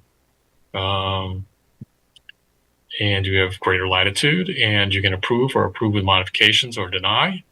And we would need an effective date when the commission chooses to approve it. And that is essentially it. That's the DP letter below. So I can go back to the retaining wall issue, which is the only thing I think at this point I had on my mental list of things to go back to, unless it's something I missed. Or anything else you guys want to talk about or cover? Or we open it to the public too? Why don't, Chuck Anderson, Chair, why don't we just go over since it's only one thing, maybe we can talk a little about the retaining wall, then we can open up for public comment. Yeah, let me see if I can find the document. It was Jane Ellis put together a one pager on this is basically a recommended was an interpretation question brought up by Jen Aquino when she was a ZO back well before I think she moved over in 2018, but that fall. So before then, I think maybe a year before then. Does you want me to just get into it verbally, and if we want to go back to that? Sure. Why don't you pull up the text, the section we're talking about, and then put that in front of us, and you just talk about it. Okay. I'll see if I can pull up the minutes I have also, just for whatever that's. I don't think there's a lot of verbiage there. So we're talking about 613.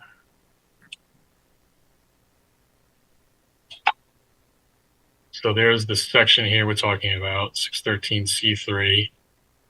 Let me just find the meeting minutes.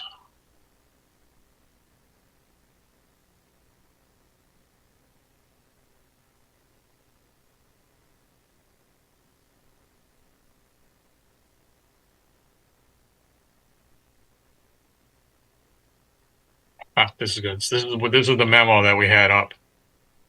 So this is from Jane Ellis. And this goes back to 2015, when the commission had a discussion about this. And at that point, the interpretation was that if the wall was less than 3 feet, then it needed to meet retaining wall standards, and therefore no setbacks were required. There was a recommendation at that time that this wording that is now proposed for change be added. And in 2015, that was right before I got here, and I don't believe, or I think the town planner at that point either just left or was leaving, and I did not get here till June of that year. So I think with the staffing changes, this just got sort of lost in the shuffle of that, as well as the Costco application.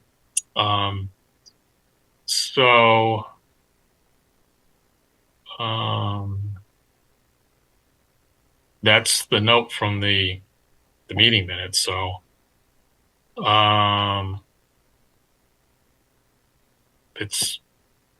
think in terms of the wording and the regulations, it seems pretty consistent with what the commission wanted to do previously. If there's additional issues that we should be aware of, maybe I think that's what you were getting at, Marcy, as far as I could tell.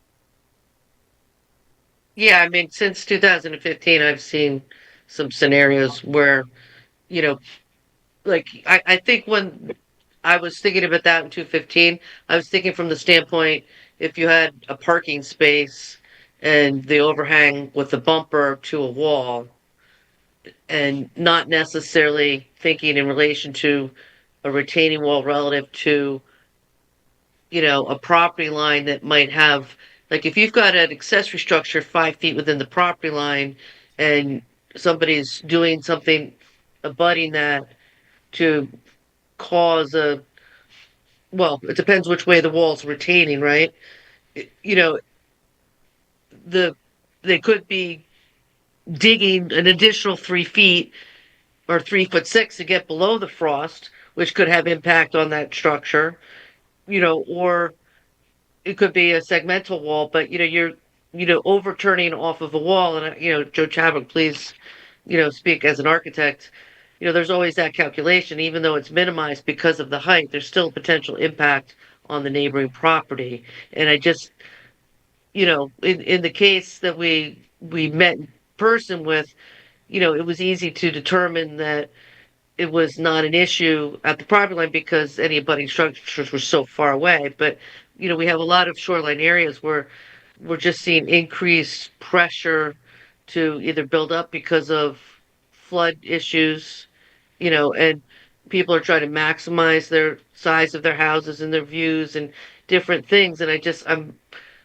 just don't feel the same way anymore about, every scenario. And I'm not saying that, it's, yeah, I'm not trying to create more enforcement or review, but in some cases, I think it's important, right? Yeah, I mean, quite frankly, I don't really get in, at the town planner level. I haven't gotten into some of the specific situations. It's more comes up really at ZO zoning permit level, pretty much. So I can't really speak to some of the experiences either Jen Aquino had or Jane Ellis has had. I don't know what the thoughts of the other commission members are at this point. So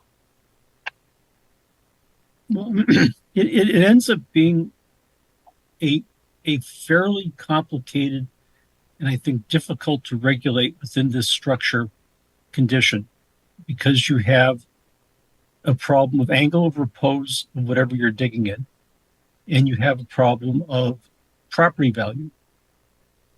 If it's very valuable urban property and you need to get every square inch out of it and get right up to the property line, you spend the money on an easement and sheet piling, drive the sheet piling and build whatever you need for a retaining wall to get to whatever limit you need. I don't think we have that kind of property value at this point in Branford, but we do have angle of repose problems because the soil is so sandy. So to go dig down the 40 inches or so to get to the bottom of the foundation, you need at least that much space to the side, plus a little bit more to have somebody get down there and build a form and such. So you're really ending up with like sort of 6 feet to a property line for the face of wall when all is said and done. I could understand how that number might have been derived.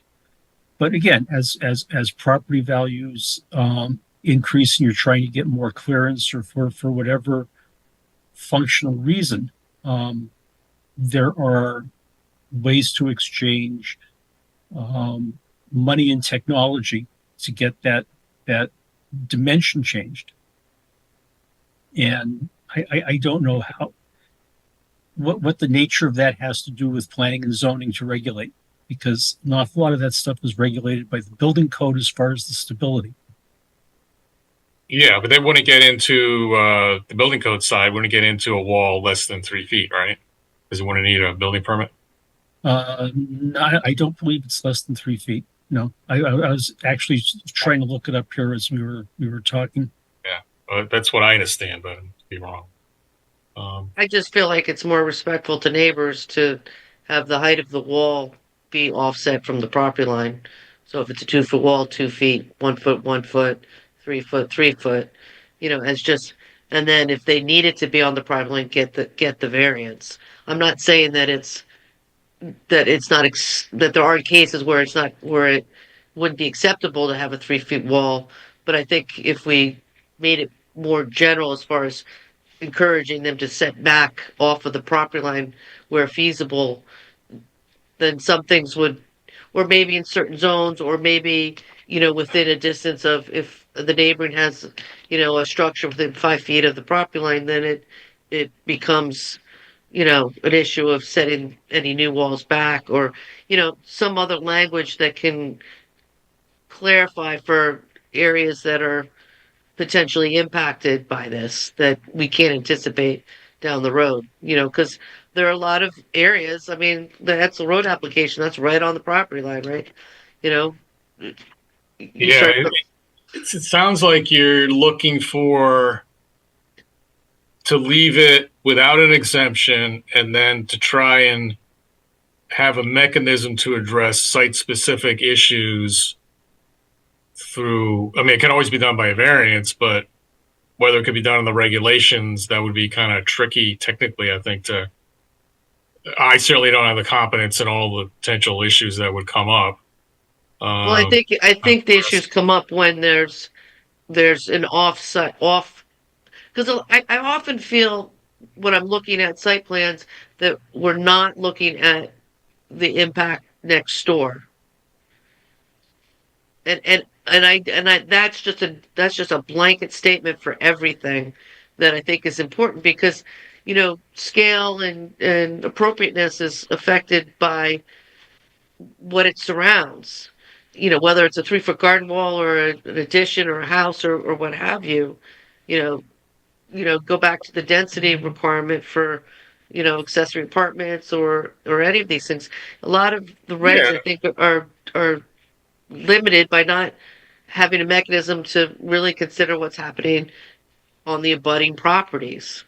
Yeah, You there's know, some default considerations like, 50-foot setback for rock slopes and a 50-foot setback for blasting for rock slopes from adjoining property. But some of them pretty arbitrary, and the nuanced kind of look you're talking about, I frankly, I don't know how much of that is supported legally, how much you can get into, I mean, there's some, if it's a special exception approval process, then you've got some considerations there of the impact on the neighbors. But I don't know, Chuck, if you wanted to add anything about the limitations on that kind of consideration by P and Z. I mean, it's not open ended. No, I mean, you have property rights and you have a right to develop your property again. Right. But I mean, my concern is that we've been interpreting it this way since 2015, and what this does was codify the way we've been interpreting it for whatever 9 years or since 2015, and now we're saying we would, even though it's not written in there, we'd saying we want to leave it as is. Which I mean, Marcia, I heard you say it should be equal to the height of the retaining wall from the property line. Wasn't it? This addresses from parking spaces and a property line, but this says so if you have a 2-foot high retaining wall, it should be 2 feet and whatever, as opposed, which is what it says now, and the added language is the way we've been interpreting this 2015. So my question is, why did Jen request this? And what has been the history of the interpretations I think we've interpreted that way? And I don't know, you'd have to speak with Jane Ellis, our zoning enforcement officer, and get a better sense of this and get her opinion, maybe, her thoughts on this. Because that my immediate reaction is we've been, this is a codification of an interpretation we've done for 9 years, and that we should, to be general consistency, we should probably do it, but maybe we shouldn't. I mean, Marcy, I think your concern is the potential impact to the neighbors, is what I heard you say.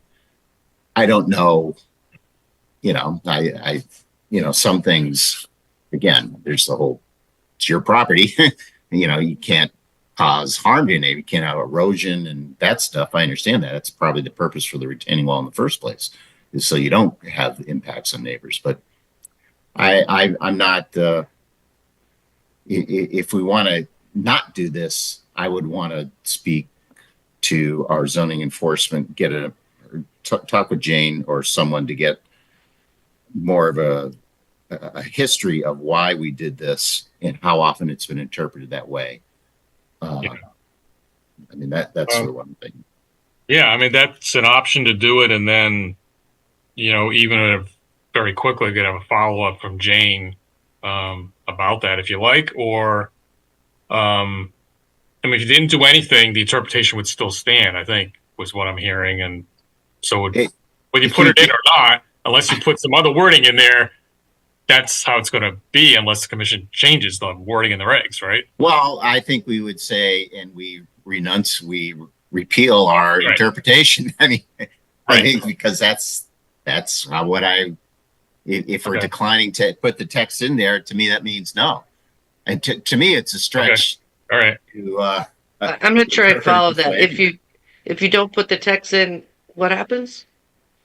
If we don't add this, then I think it's, the way it reads now is that any retaining wall, doesn't matter the height, doesn't make it could be under 3 feet, has to be set back a certain distance from parking spaces and from the setback into the property line. And we've been interpreting in a way that doesn't follow the text of the regulation. We've been interpreting it in the way that as if that has been in there, even though the text is not in there. And that's not the way you should do it. If we ever got appealed, a judge looked at us and says, hey, it means what it says. It doesn't say that.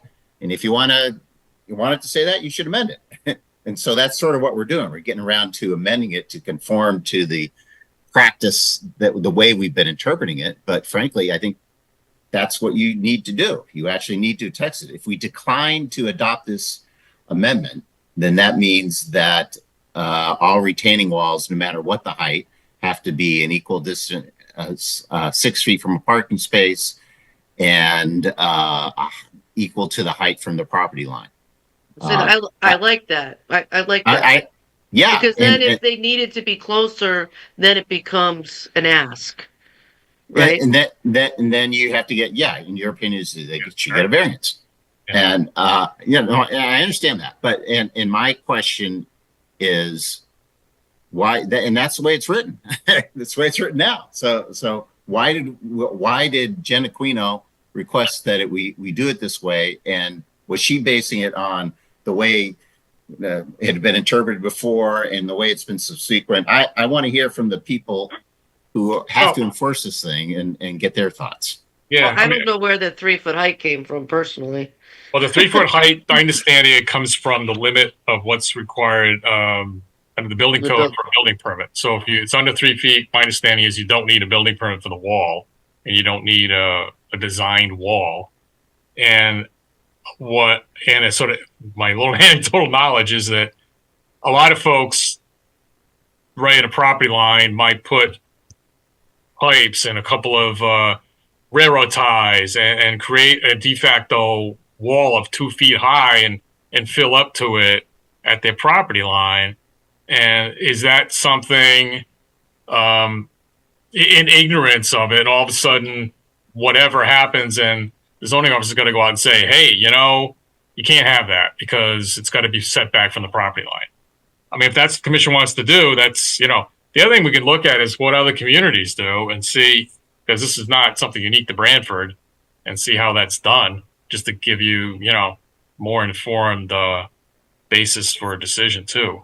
Well, what I'm not hearing is if there's something on the abutting property, if the neighbor has an accessory, a shed within the 5 feet, right? Or on the property line, those scenarios where the garages, there's lots of garages that, right, are right on the property line, and then someone wants to build a 3 foot retaining wall on the property line because they can.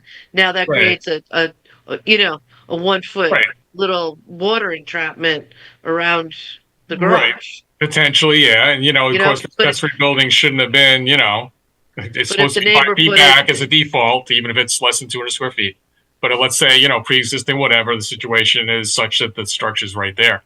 I mean, there are situations, that are going to develop, but I just think it's just a good neighborly practice, and then if there's a reason or way, then there's review because I've seen cases where, they've got it in one place, but because they created the wall, it created an overburden onto the neighbor's property with the sloped, they just put sloping soil into the neighbor's property because, it was vacant at the time.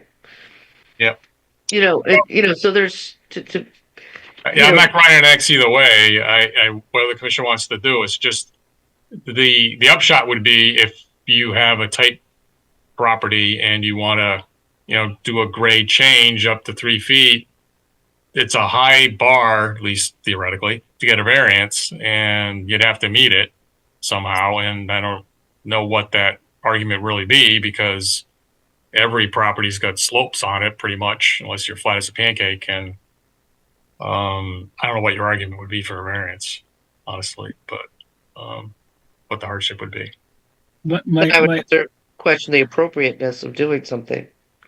Well, I don't know. I just leave it there. So when you guys tell me what you want to do, we can. yeah, I guess one of the things we aren't sort of noticing with this is that the definition also includes the ingredients of site triangle as far as visibility, entering it and leaving it. But I think we're also contemplating the retaining wall within certain constructs in each of our own heads, because on a sloped site, if I have a left to right, right being high, left being low site, and I want to level it, Yep. I'm going to be making a retaining wall with my right-hand neighbor being higher than me and my left-hand neighbor being lower than me. So I will have a retaining wall in both circumstances. Yep. And I don't think that 6-foot clearance applied to a retaining wall in parking really makes the same equivalent circumstance or the same equivalent reaction in both circumstances. So I think we just need to think about that a little bit more. But the original language seems to have been crafted for a fairly specific reason. I almost A wonder if 3-foot it high was retaining wall.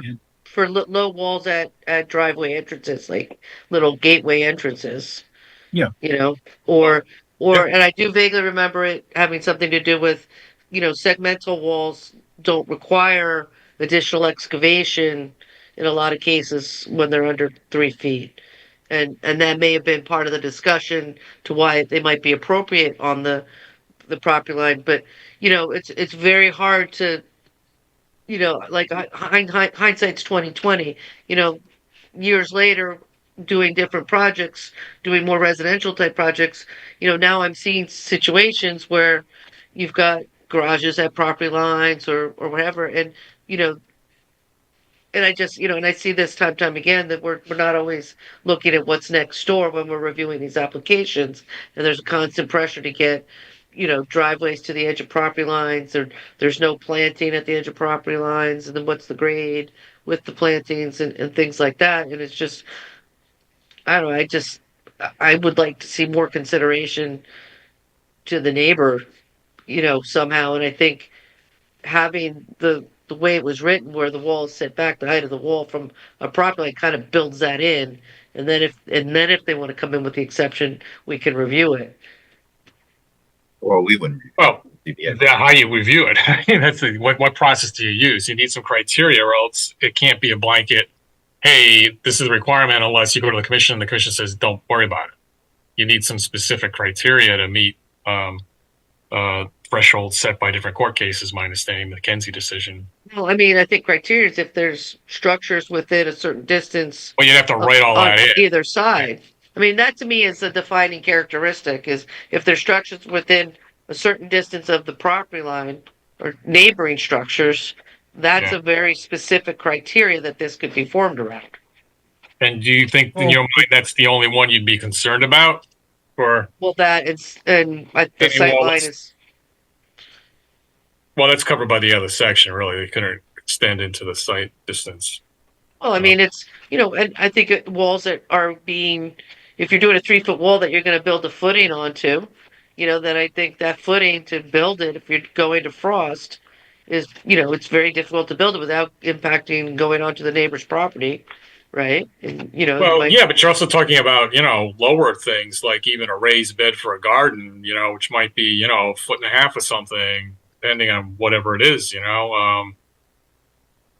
could be a stone wall that's, Mhm. not very, a 2-foot one, a 1.5-foot one. So I think that was again, I want to talk to Jane also, that whether those kind of situations is what this reinterpretation of you was trying to get at, trying to allow that right to the property line, since in general, that kind of low level thing would have no real impact on a neighboring property. And I understand what you're saying.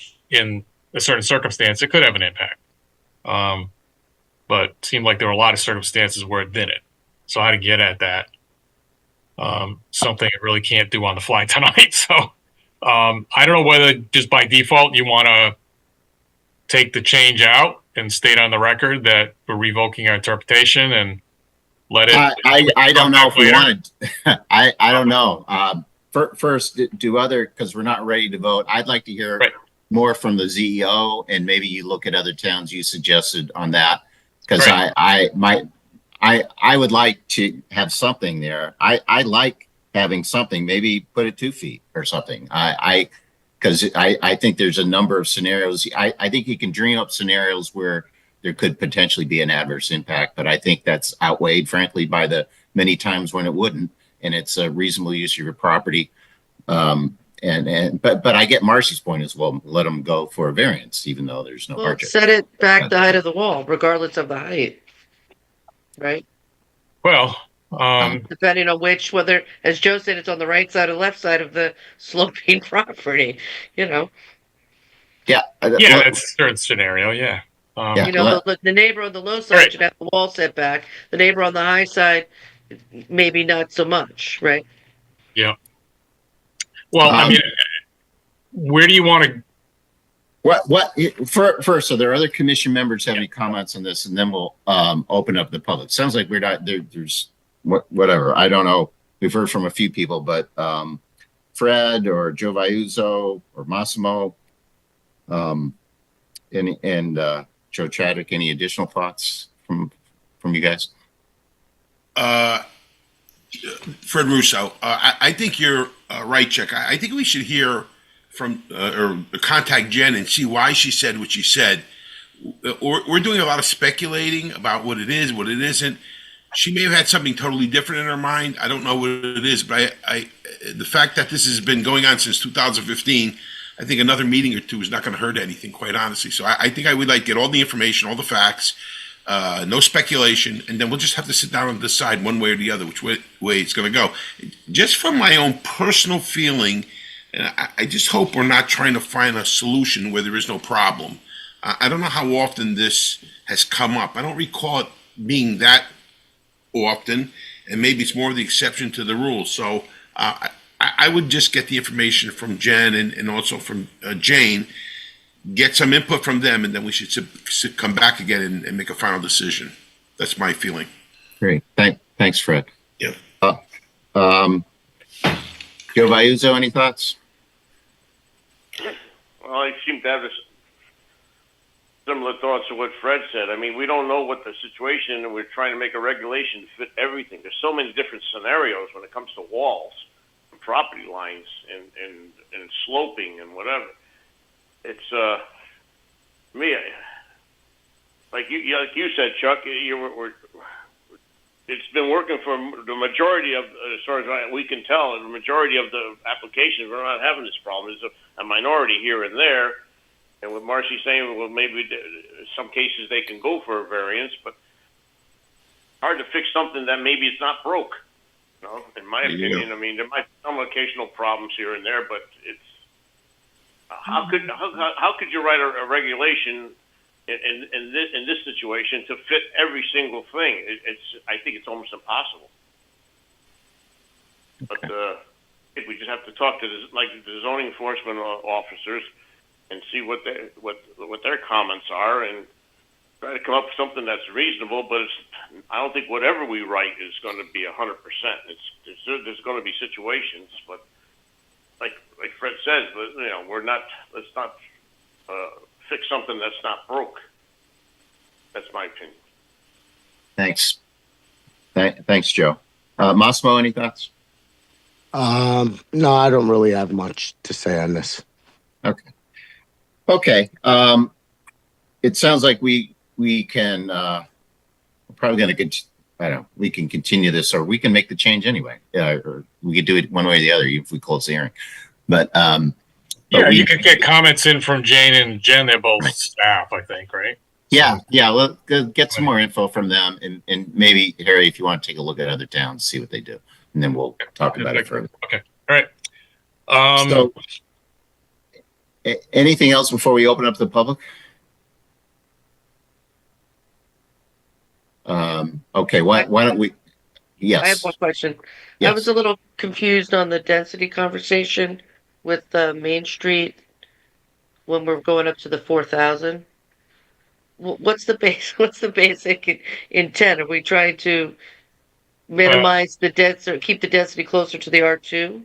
Just exactly. I think the okay. idea was this would be sort of a band-aid and a holding uh, provision so that you could look at what does the town want to see happen in that whole slope to the north of Main Street. Do you want to see these properties get more densely developed? Do you concerned about historic preservation, controlling the density, or what? Or I mean, it never stops someone from combining some properties and coming in with a PDD proposal, something like that too, or even I'm just just the regulation. So we just sort of preclude default. I just think at Next some development. point, and I don't think it has to be today, so I'm not really saying not to make the change that you suggest, but at some point as the town grows, as a commission, we need to kind of see how our regulations encourage the spread of development, whether it's horizontal or vertical, Sure. and that density. So, I mean, I'm content to keep it to the R2 sort of level, but obviously, you look at Main Street, that's not at R2, right? That's Yeah, that would be excluded from it. Yeah, that's much higher. right. Well, That would that's just be left the way it is. Yeah. Thanks, Marcy. Anything else before we open up to the public? Yeah, have we ever done the math on that 4,000 square feet per any kind of unit in terms of the kind of parcels we have and what kind of coverage we actually get? No, I shouldn't say coverage. What kind of Development. development or building density? Because at some point it seems like there isn't much opportunity to build very much when you have 4,000 square feet per dwelling unit. Basically, my quick understanding is the regulations sort of match the pre-existing development patterns. So a lot of the town center obviously was built before zoning, and some of the shoreline areas where the R2 exists. And I think there was some issues with setbacks and so forth, and there was a zoning regulation amendment, a little fuzzy on it, that allowed the application of a different district's setback requirements depending on the size of the lot or something like that. This goes back a while before I got here. the undersized lot. The undersized lot, thank you, yeah. So it allowed lower setbacks and things for an undersized lot in some of the larger zones. So, yeah, you've got a point, absolutely. And I think particularly in the town center, there needs to be a much more careful look at, well, what's there? What does the town want to see? What's the capacity of different things like the sewer system, for example, for higher densities of development? There's a lot of pressure out there to, create more housing, for example, because the market's so hot. And the housing's needed. It's just where, how, and how much. So the questions to address. We've had one proposal anyway in the BC. It was sort of a back property behind a existing house. They kept the existing house and did this. I think it was on. We just approved it within a month or two ago. It was some bit of a struggle. I had to go. It was wetlands involvement too, and that's the other thing is some of that area is wet, so there's other limitations. But so yeah, I think it should certainly benefit from a pretty detailed analysis and some public input and discussion about what's the community want to see back there. But for now, a lot of density is allowed, and it goes back pretty far back to when it was sort of envisioned as Branford's downtown, if you will, because you can really have density that doesn't match what that area's been developed to date to look like. Well, it's encouraging more vertical density in a more concentrated area as opposed to a more sprawled density, spread out. That's not necessarily bad. It's just I'm not sure what people want. That's all I'm saying. right. That's exactly my point. Yeah, I think that was the idea. Was um,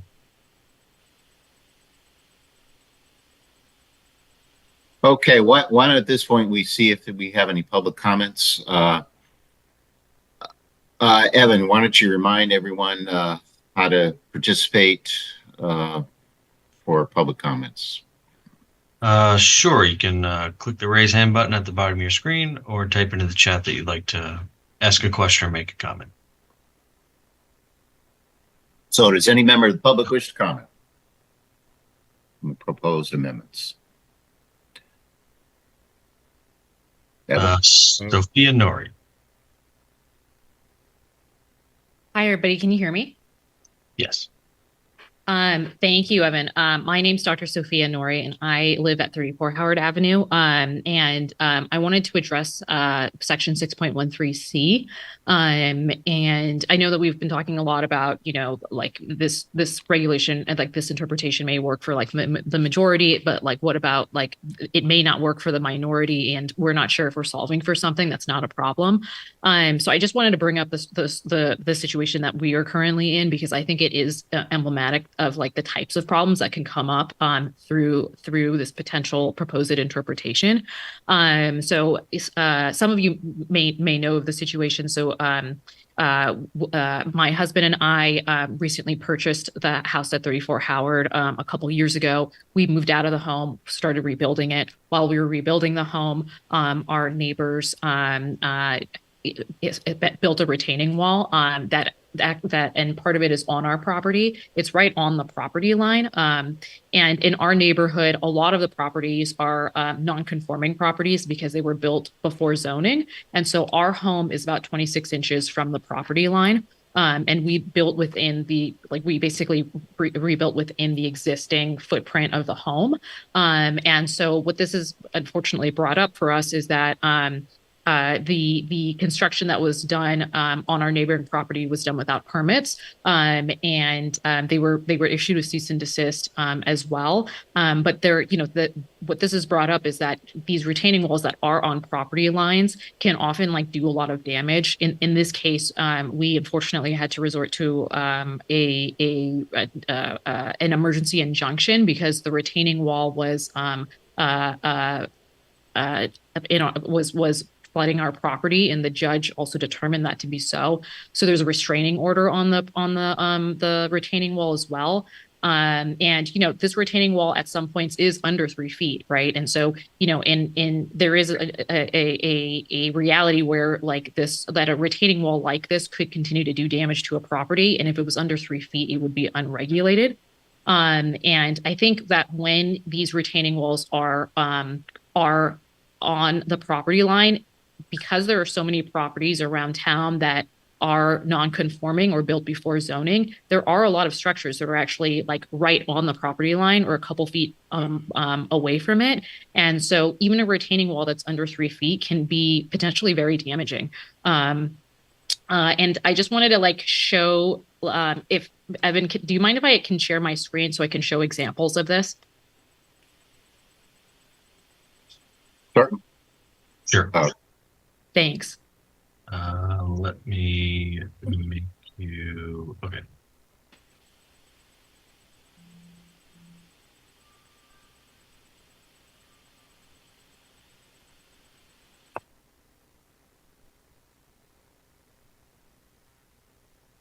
You should be allowed to now. Thank you. I appreciate it. Let's see. Okay.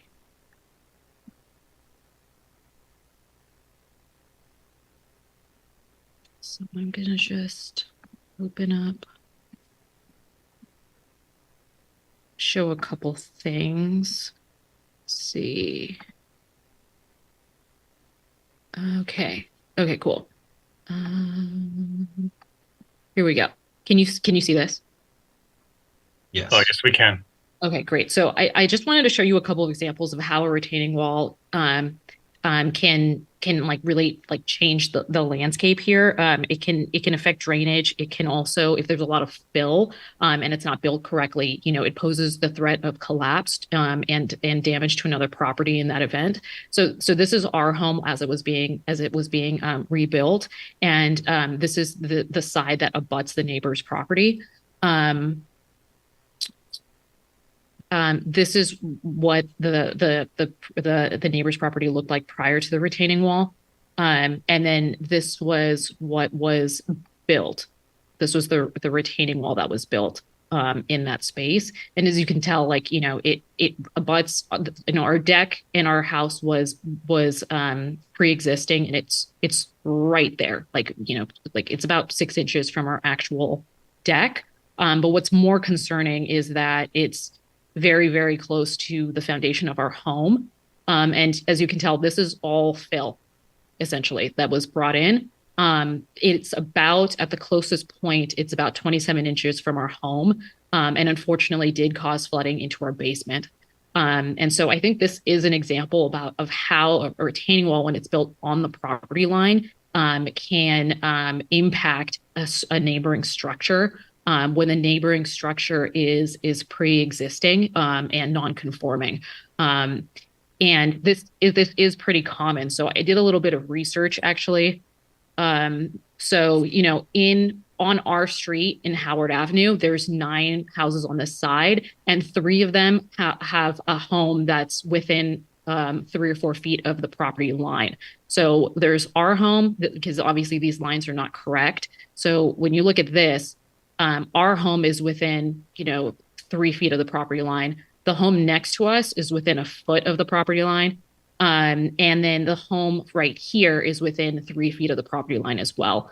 So just from the sample of 9 homes, there's 3 that are in this situation where a retaining wall that is on the property line could significantly affect the neighboring home. And so I do agree that I think there should be some kind of a mechanism within the regulations to say that, if there's a structure within a certain amount of feet, then it does just need to be set back from the property line, the height of the wall, or something like that.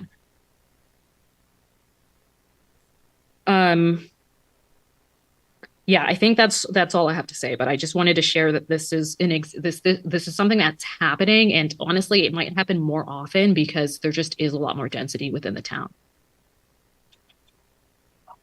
Yeah. And the other thing that it poses a problem too is like maintenance on that side of the home, especially for folks who are even closer to the property line. And I'll share another example of what that looks like if I can find it. See. Yeah, so for example, this is 30 Howard right here, if you can see this. And this is us. So this is the other side of our property. This is our fence, and this is their house. So as you can tell, there's literally like a foot. And if we decided to, bring fill in, create a 2-foot retaining wall, I mean, they wouldn't even be able to like service this part of their foundation. Thank you for your time. Thank you very much. Other members of the public wish to comment? Oh, Evan? sorry, Marjorie, I just muted you.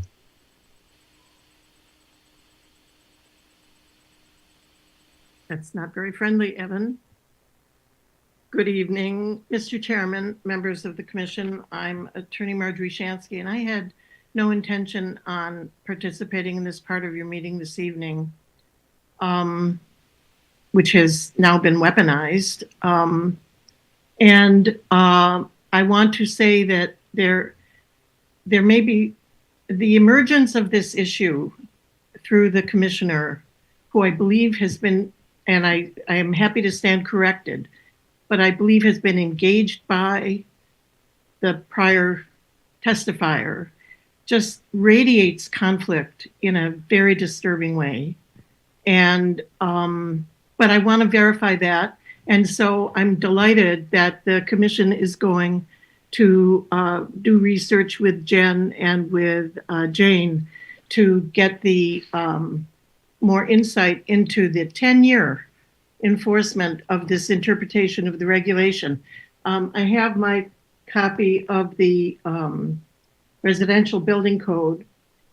R 105.2 has an explicit exemption for retaining walls that are not higher than 3 feet. And because my copy of the building code is not the most recent one, I have checked at the ICC website, and I believe the exemption may have, although I need to check the Connecticut supplement, may have been expanded to a 4-foot retaining wall being exempt from a building permit. And I do believe, though I am speculating, but it is rational to me, that there's some correlation between this exemption from the building code with the non-enforcement of zoning permit requirement for a retaining wall 3 feet or under back to 2015.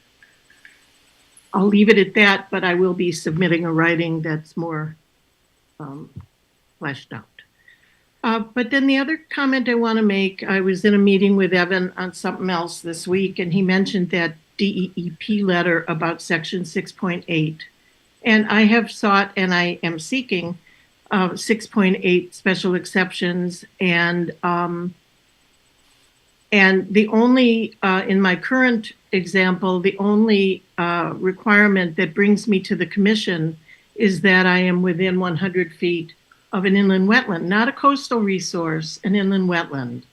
And I've been to the Inland Wetlands Commission with this plan project, and I have an approval. And so coming to the Planning and Zoning Commission on an inland wetland, not a coastal resource, is a redundant exercise, which seems to me doesn't have really substantive value. And I make the distinction between deep interest, and we're all interested in avoiding adverse impacts to coastal resources, inland wetlands, and all of that. But DEEP's interest in coastal resources is different than the Branford Inland Wetlands and Watercourses interest in their regulated resources and their upland review area, because they are an actual sovereign agency within the town of Branford that makes decisions. And to have the cross-jurisdictional redundancy can create conflict between those two agencies. From DEEP's perspective, DEEP writes letters and comments on coastal site plan applications, and it's advisory to the commission. So that DEEP may say one thing about a proposal that is critical or complementary doesn't bind you, the Planning and Zoning Commission, to go whichever way in your wisdom you go. So the fact that that DEEP would prefer that you keep 100 feet from coastal resources, that I think that makes sense from their perspective and possibly from your perspective. And I don't think that it is contradictory to then just adopt the 25-foot review for inland wetlands, because it's a different agency with a different statute pursuant to which it's operating and a different resource that it's governing, and they will continue to govern it.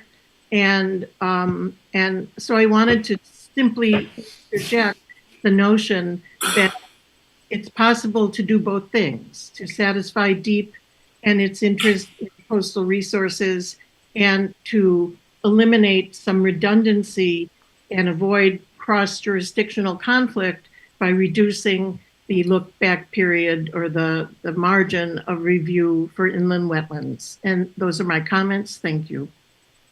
Thank you, Ms. Shansky. Did you indicate that you'll be submitting something in writing? I will. Okay, so I'm just wondering, we're probably going to keep the hearing open, but just another something to keep in mind. So thank you. Thank you. Other members of the public wish to comment? Evan, you see anyone? I do not see anybody else. Okay. Okay. Sounds like we want to keep this public hearing open. Again, there's no deadline because it's a commission-sponsored amendment. It sounds like there's a few things that additional things that want to happen One is the 6.13.c, the retaining wall issue. That's a big one. Get more information both from Jane Ellis and from our former CEO and now engineer on the issues. Get a little history. Maybe look at other towns, and Harry, you can come back to us on that. And then I know also you wanted to compile everything too, Harry. You wanted to get everything together. I don't know if we'll be ready to vote, close the hearing and vote or not. It sounds like there's still. You also wanted to revise the downtown question, the density for the downtown. Even you know you had the 31. You want to have some new language, so there may be some additional stuff. Yeah. And then you want to put the whole thing together, I think. Yeah. So anyway, I think those are things. We can see where we are after we do that. And, yeah, I'm also aware that I think there are several public hearings scheduled for the 6th, so we can certainly continue to the 6th, and how much time there is how much time there is, and see how far we can get. I'll get as much input as I can get together. I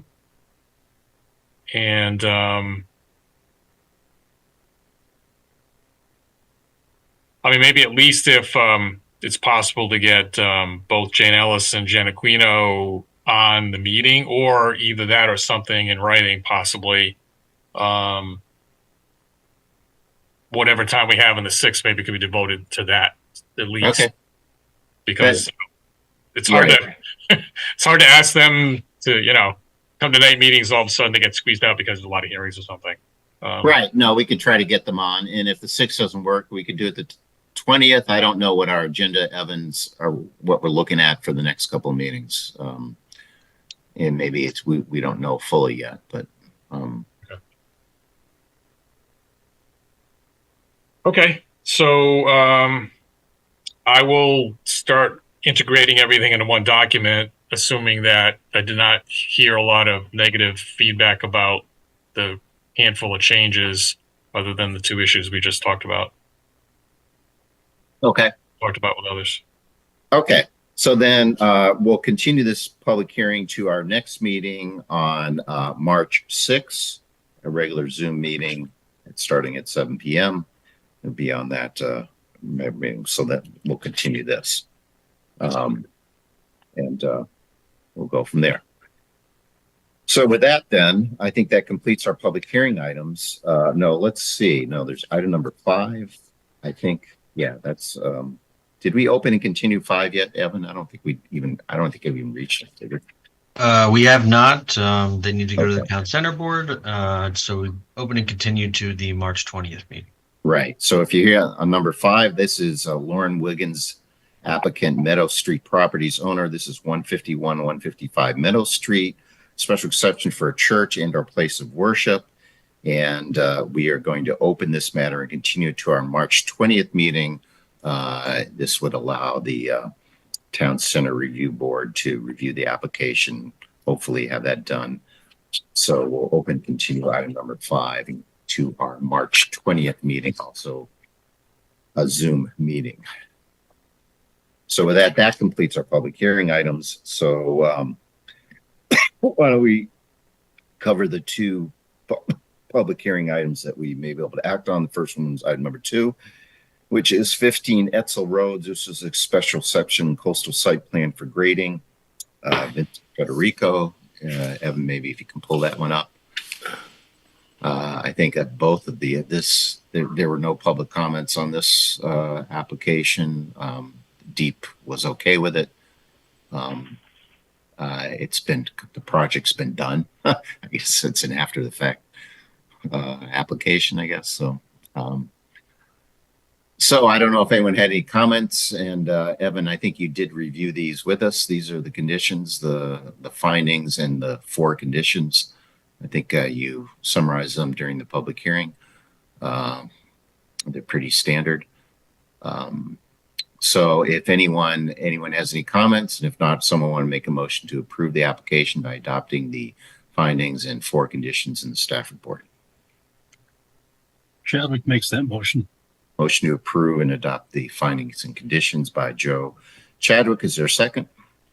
Fred Russo, seconds. Second by Fred. Any further discussion? All those in favor? Joe Chadwick, Joe Chadwick is in favor. Fred Russo, Fred Russo in favor. Joe Vayuso, So Vayuso in favor. Marcy, Marcy's in favor. and Chair is also in favor. So that application's approved. Then turning to the next one is 32 Wood Road.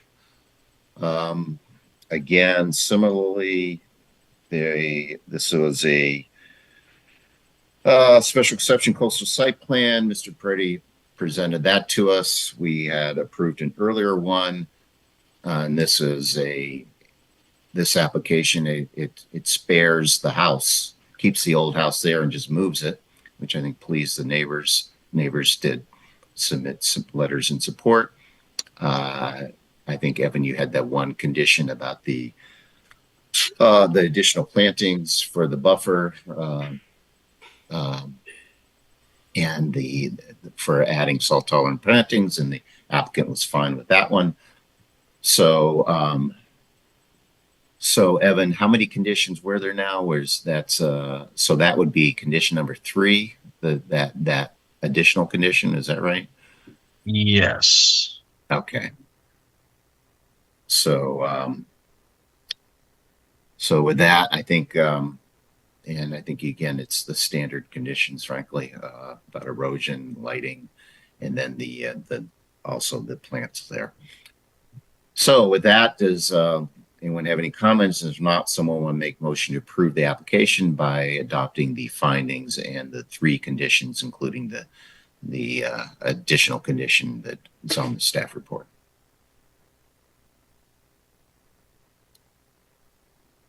Fred Russo will make that motion. Motion approved by Fred. Is there a second? Chadwick seconds. Second by Joe Chadwick. Any further discussion? All those in favor? Joe Chadwick, Joe Chadwick is in favor. Fred Russo, Fred Russo's in favor. Joe Vayuso, So Vayuso in favor. Marcy, Marcy's in favor. and Chair is also in favor. Okay, brings us down to old business, and I think all of these items, item number 1 is all these items either have 2, 3, and 4 have public hearings scheduled for, I think, our next meeting. And then item number 1, we haven't scheduled the public hearing yet, but that will be done. I assume that's 38 Howard Avenue for that one, special exception for grading. So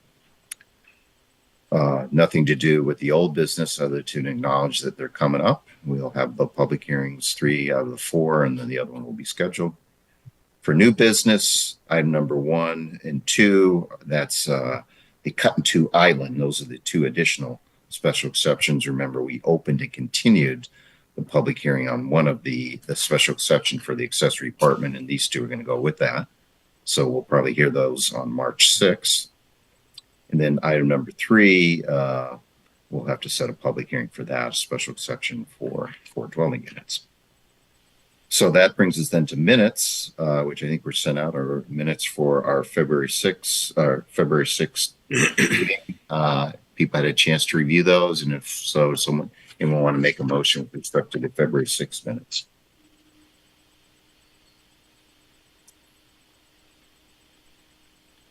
So Vayuso moves to approve the minutes. Motion by Joe Vayuso to approve the February 6th minutes. Is there a second? Fred Russo, second. Second by Fred. Further discussion. All those in favor? Joe Chadwick, Joe Chadwick is in favor. Fred Russo, Fred Russo in favor. Joe Vayuso, So Vayuso in favor. Marcy, Sure. In favor. and Chair also in favor. So those minutes are approved. Correspondence.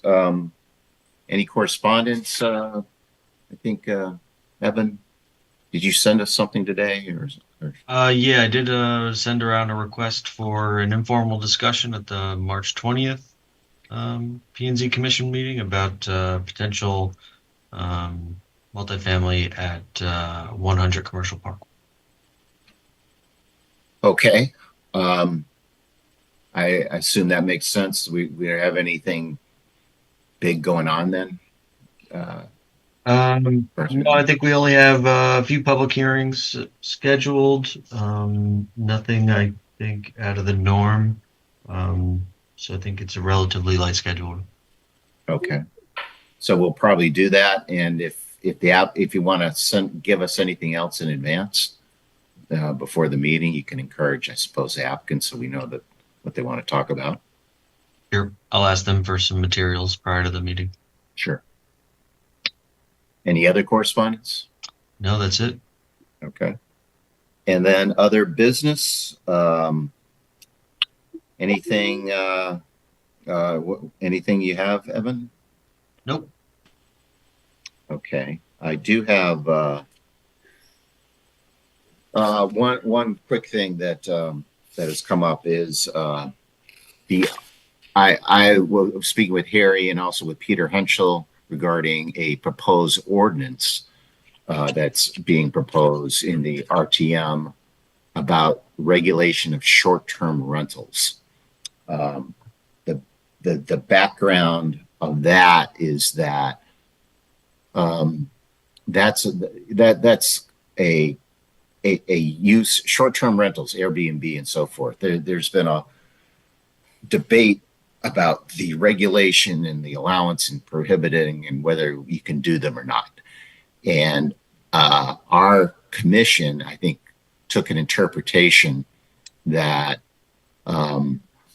anything, I think that we would consider short-term rentals for a week or longer to be an accessory use of a dwelling, so that it was allowed that it had to be a week or longer. We don't have anything explicitly in our regulations in that. What's happened is as you can expect, there's pros and cons of Airbnbs. The pros are that they're an income source for people. People like to do it, and they provide benefits to the public, and they're popular, particularly where there's water views and nice places, and Branford has lots of water views. Downsides is that they may create nuisance complaints, particularly if properties are close together, which water properties happen to be. People could come in and play loud music and kind of destroys fabrics of the neighborhood, and it may even decrease housing supply because people buy them up and there's no place for permanent residents because they just want to use it as an income source. There's been, we had Pine Orchard, which has their own zoning, had adopted a zoning regulation that basically limited rentals to months at a month minimum. So I think everyone said, oh, you can rent, for longer periods. That's always been part of what you can do for a single family. But these Airbnbs, that's a commercial thing. That's like a hotel or motel. You shouldn't be able to allow that. And there's been litigation that's gone on throughout the countries, and they've gone on back and forth. Well, it so happened that our own Pine Orchard was the subject of the regulations in Pine Orchard went up to the Supreme Court, because sure enough, someone in Pine Orchard had a dwelling, and they said, aha, I've been using it as an Airbnb for a decade. So even though you amended your regulations, I have a legal nonconformity, so I could continue to do it.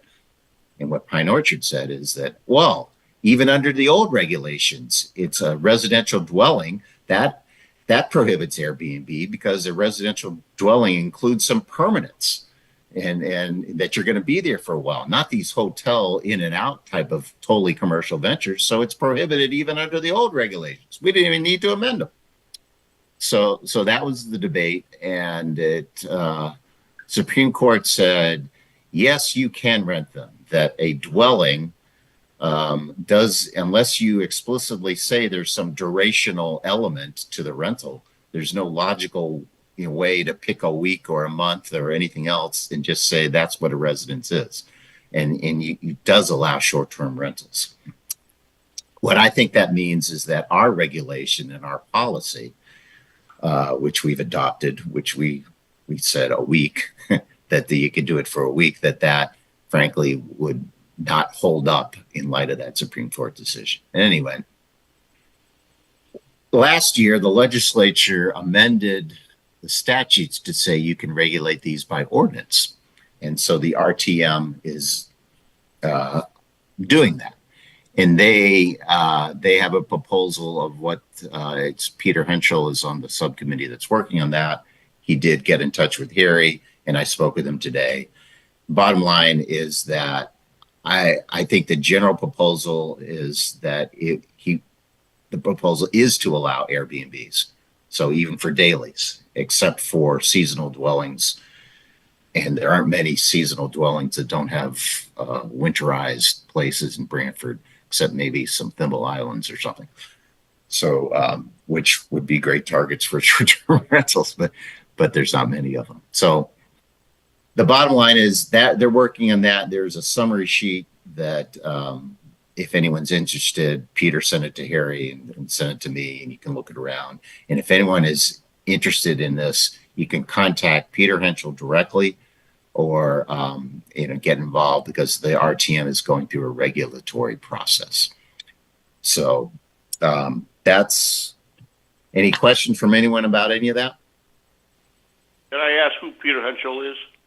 Yes, he's a member of the RTM. I think he was one of the sponsors. Remember we did the landscaping regulations? He was one of the guys. Yeah. So, and if you have interest, Harry, I think you have his contact information, which you can give to, since you don't work here anymore, Harry, right? You still get, but, or you could, if anyone's interested, you could contact Evan or me, and I'll pass it on. I think that is all I have. Does anyone else have anything? I didn't know this.